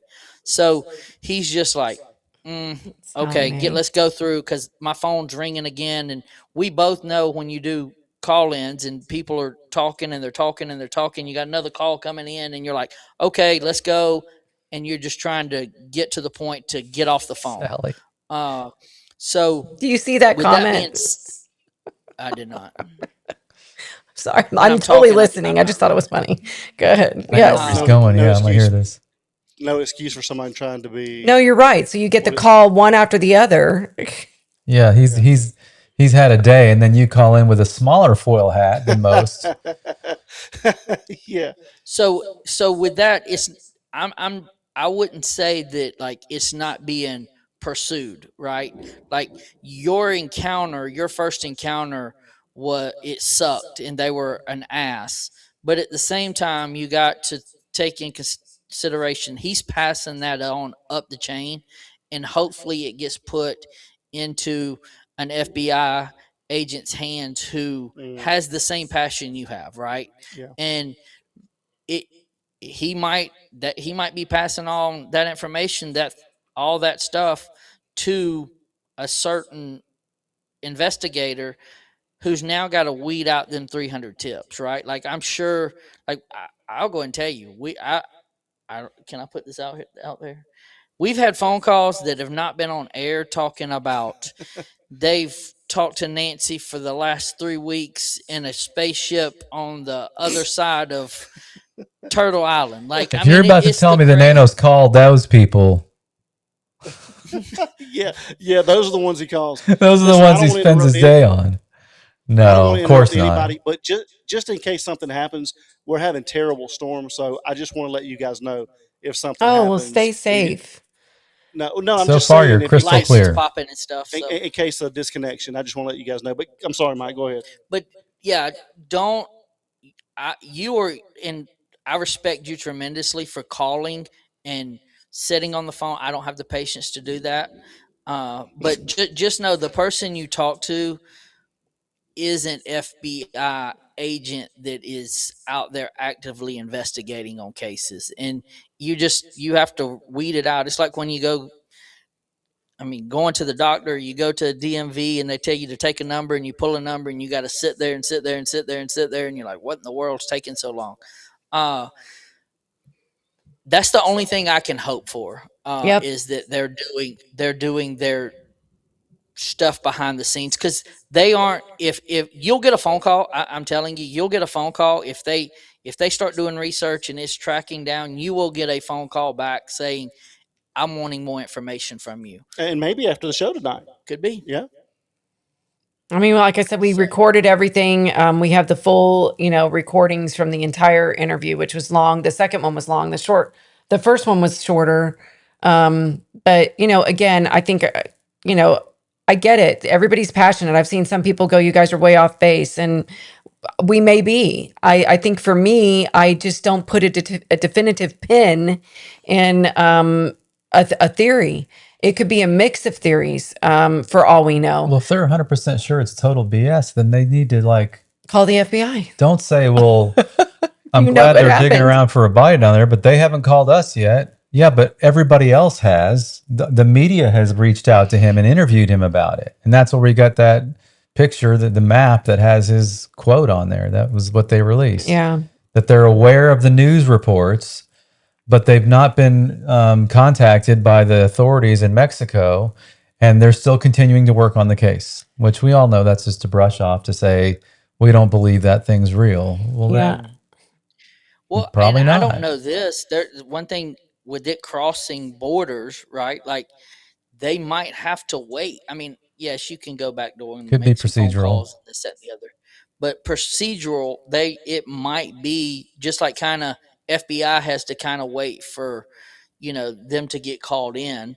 They can be there volunteering, like help and assist, but to be called in to actually help do that kind of stuff, they have to be called in. And maybe that's something that has to happen and they have to wait for them to call. I don't know when you're dealing with.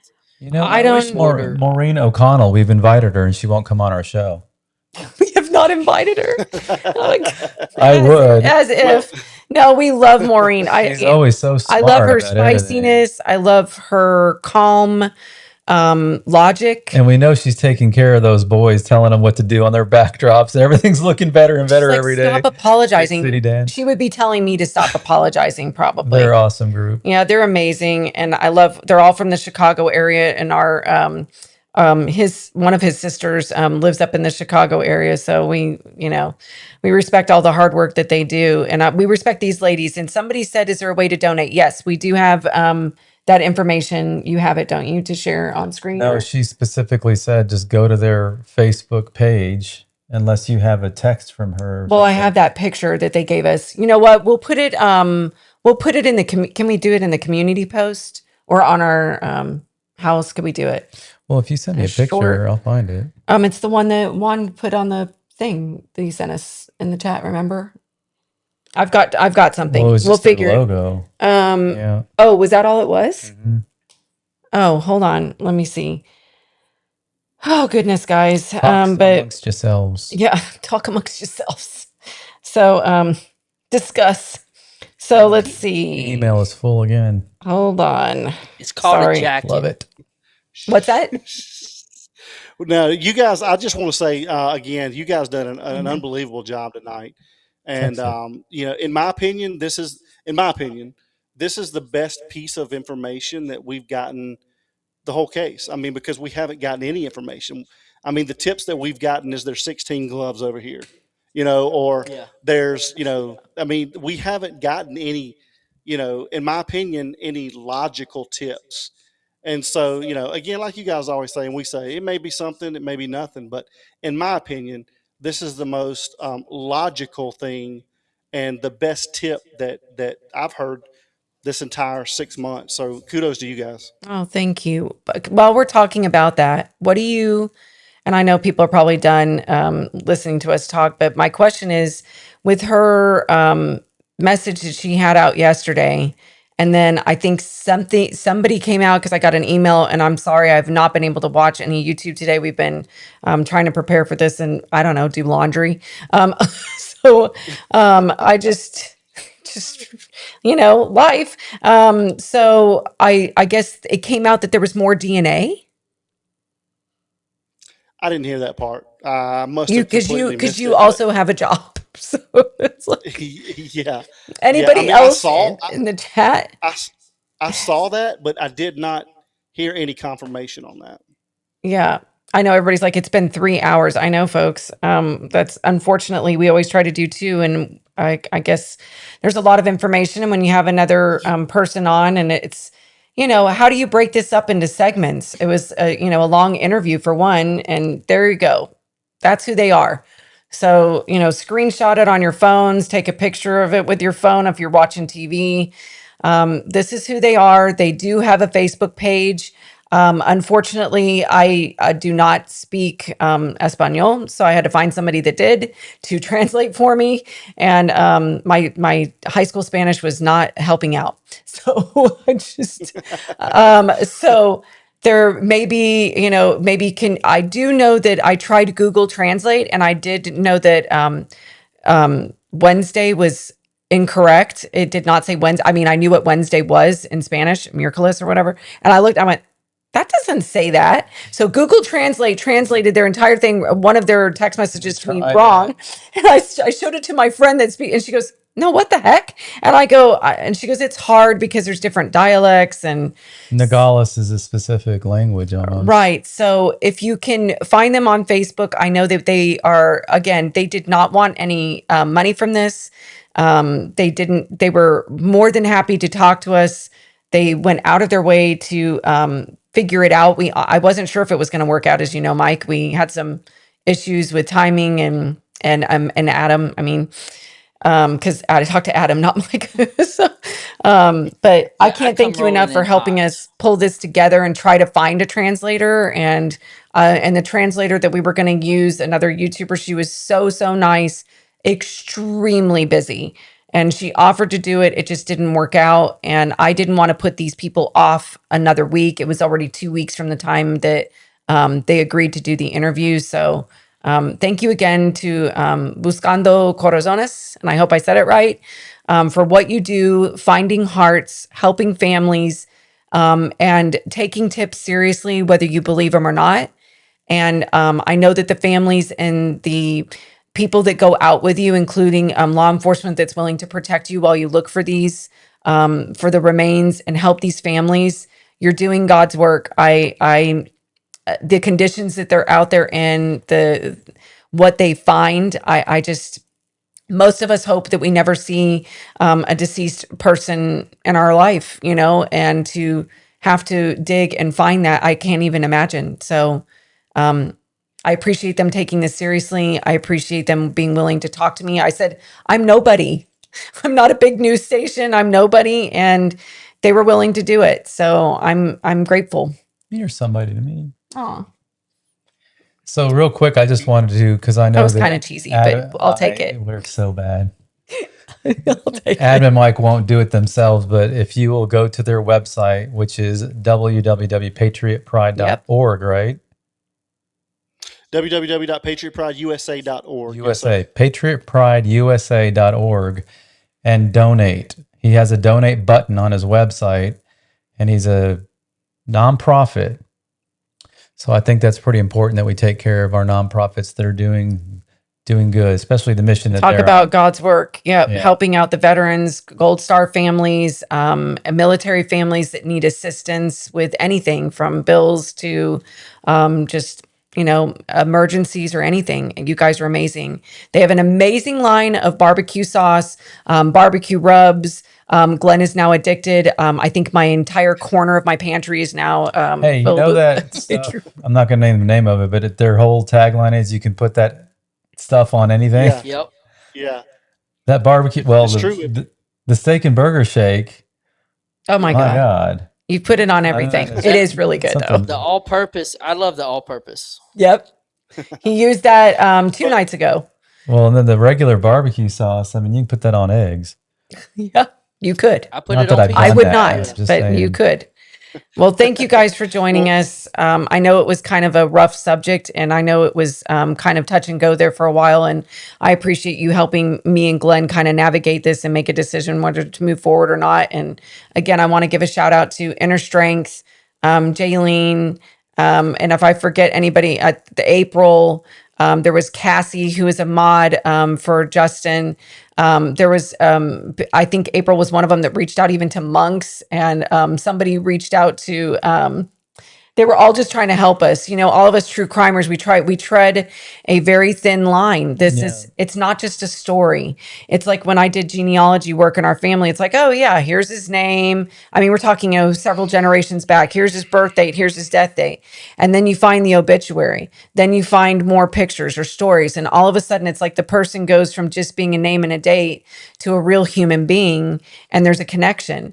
And I think sometimes it's easy to make it a name and a date. And these are real human beings. And Definitely.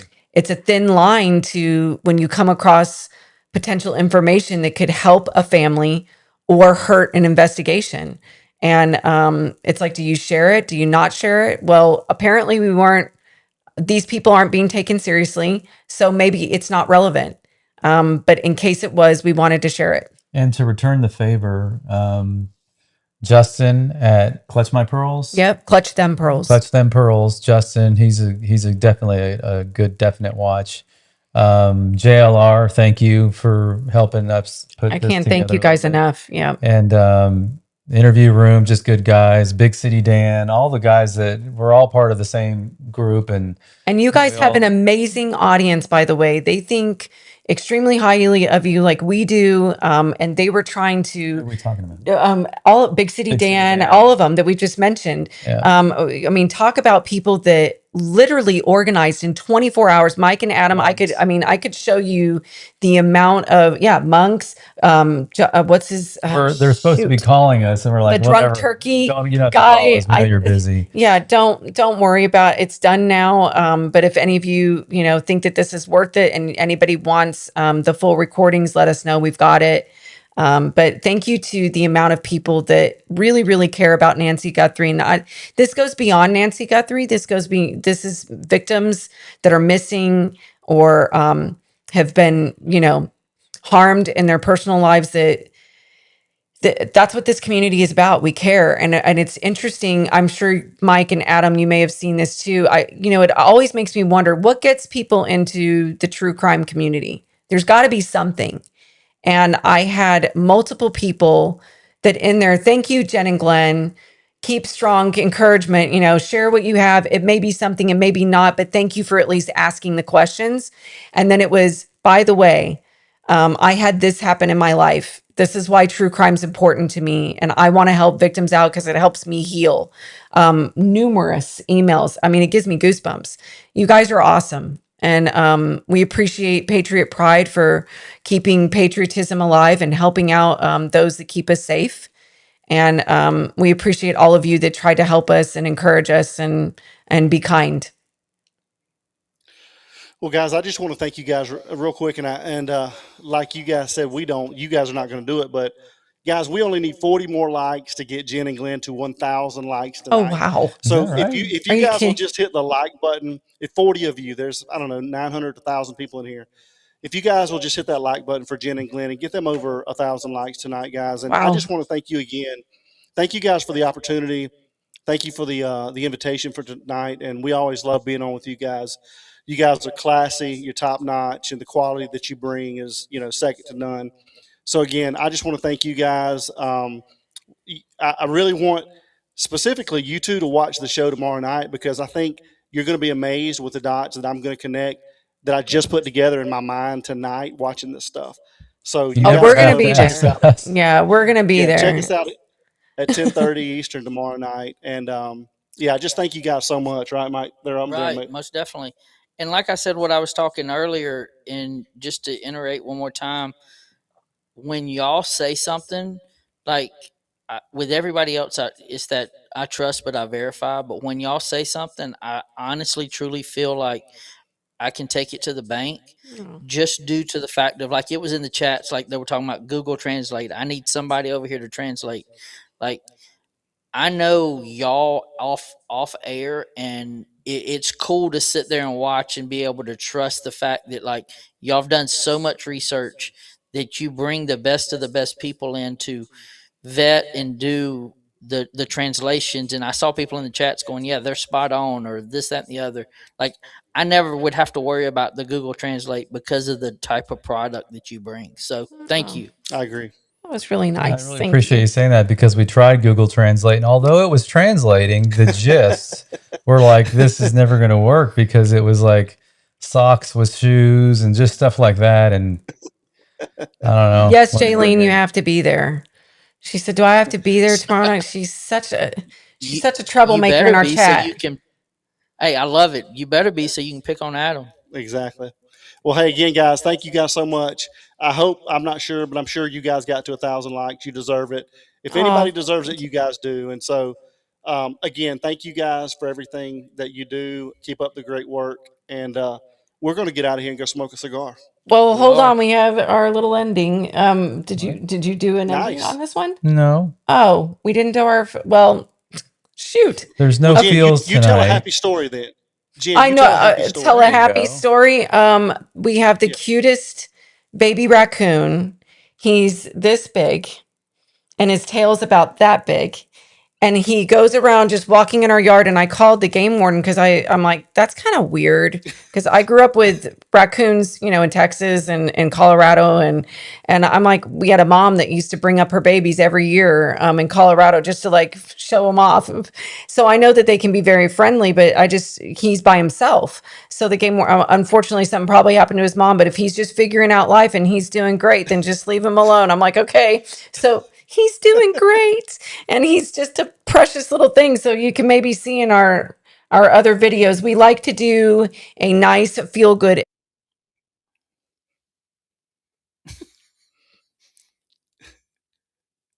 What a beautiful deer. Yeah, did he just cut her off? Maybe their audio's not working, but we'll kind of look at this beautiful spotted deer. This is a fawn, guys. What a great feeling just to be able to sit on a porch.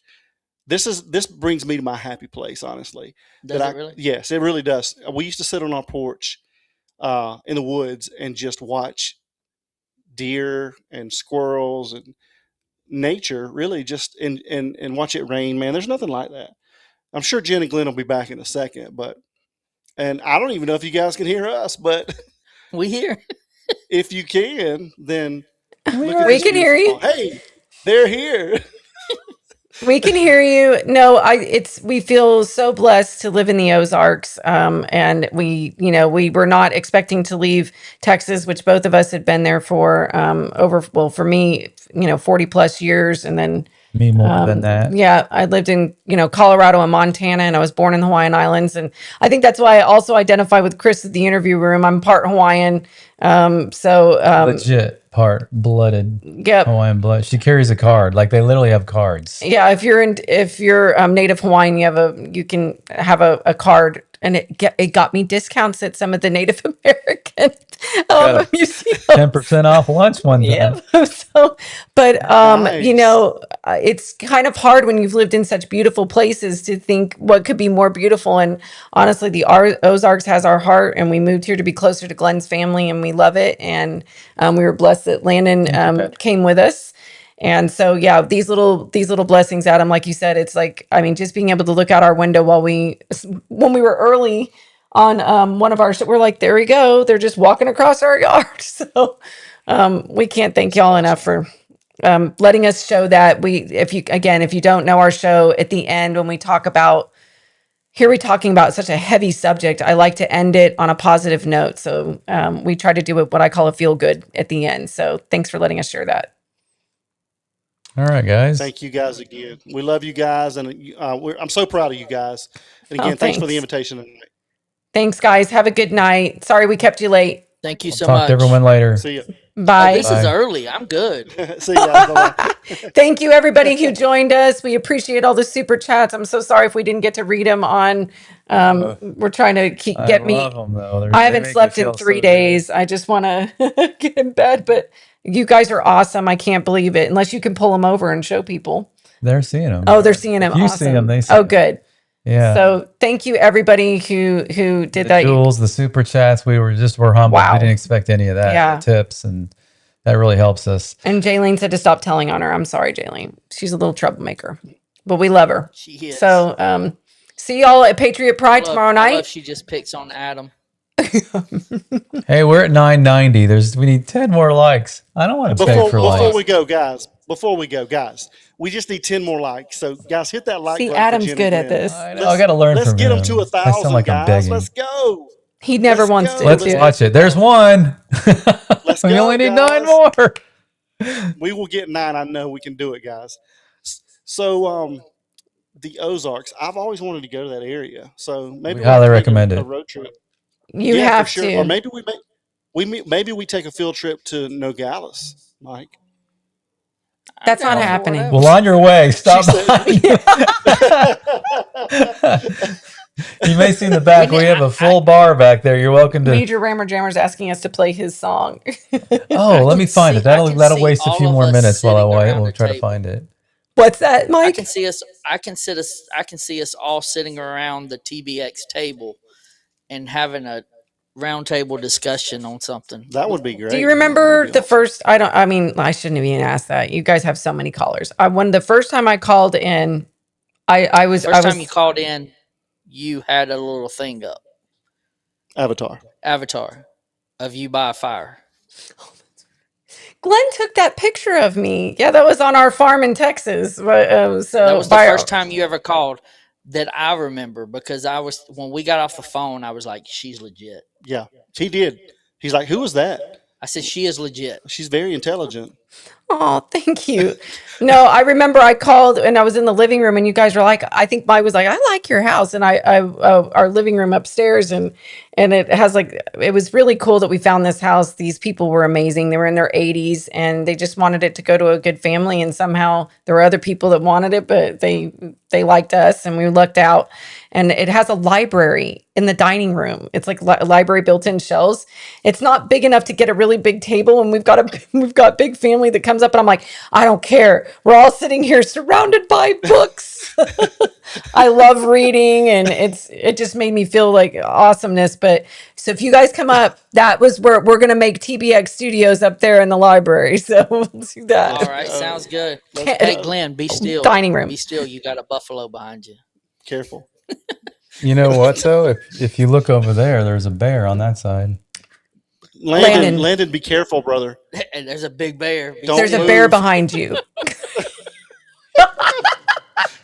That sums up the Ozarks right there. There's a lot of buffalo our and a lot of kids. bears. Oh my gosh. So I found the song. We hit 1,000. Well, let's hear it. Yes, let's go. This Thank is so you, guys. Ozarks. exciting. Rammer Jammer hit the nail on the head. Thank you, everybody. That is so awesome. You guys are awesome.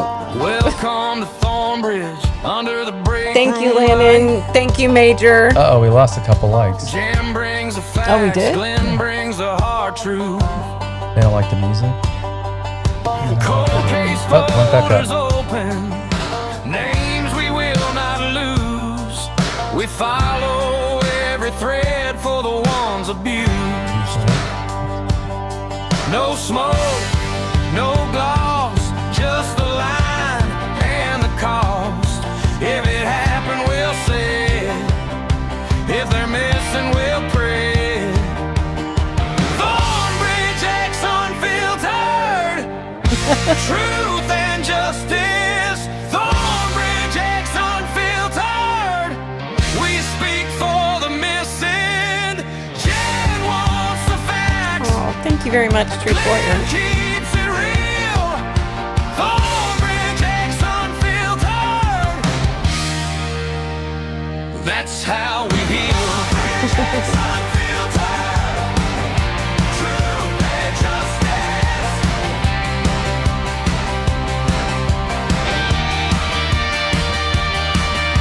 Jen reads every file, every date, every bruise. Glen sees the hard road and the traps they use. We don't dress it up.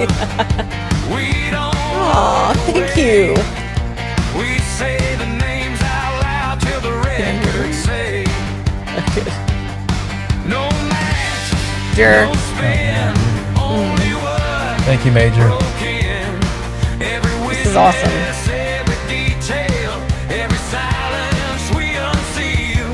Thank you, Monica. And I'll check out his interview.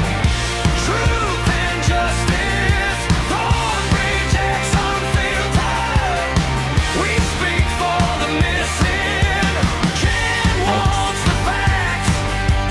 Glen keeps it real.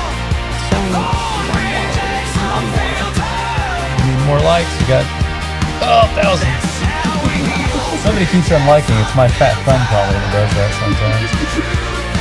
And it dropped again. Oh, there it is. If the trail goes cold, we go back again. If the room goes quiet, we turn up the flame. Banjo cuts through that midnight. We love you, Major. Thank you, Inner Strength. As we chase the case. Thornbridge X Unfiltered. Truth and justice. Thornbridge X Unfiltered. We speak for the missing. Jen wants the Thank you, everybody. That's our awesome mod that made that song for us as a gift. Thank you, Major. Yeah, we can't thank you enough. And Inner Strength, I'm gonna have to shout out to her again. She spent I don't even want to, I'm embarrassed to say how many hours we spent on the phone together, going over all the details of this, and her trying to help me network. And I know that there's other mods in here that I probably don't even know that helped out. I know one of them was Cassie for Justin again, and We saw that. Thank you April, very and much. I mean, you guys are amazing. And Adam and Mike, I can't thank you enough for supporting me and Glenn and trying to help this come to fruition. And I know we hit a snag in the road with another person that was going to help us out, you know, because they're super busy and very well liked, and we appreciate them even being willing to help us. We understand life gets in the way sometimes, and I'm just glad that we were able to get our sweet family friend to help us out with this and get the information out there, and maybe somebody will check it out. Yeah, and thank you guys for, like I said, the quality and great work that you do, and for the great research and the reach that you had for tonight, guys. I mean, again, great We've got a show, lot more great coming up. information. We've Yeah, uncovered a lot of different things. I can't wait. So Well, we can't wait to see your show guys. tomorrow night, guys, and that's 10 p.m. Eastern. So 10:30. Oh, 10:30. Sorry, forgot the 30 but minutes. you can show up early and start chatting. Yeah, That's you what we can do. show up early. I Yeah. mean, their place is a party, that's for sure. So, oh, you guys have got an amazing community. It's very respectful. The mods like Major Jammer, Is that the Jill Wagner? Major Rammer Jammer. What It says Jill Wagner just subscribed. is that? Is that Yes. Jill? There's Jill? no way to know.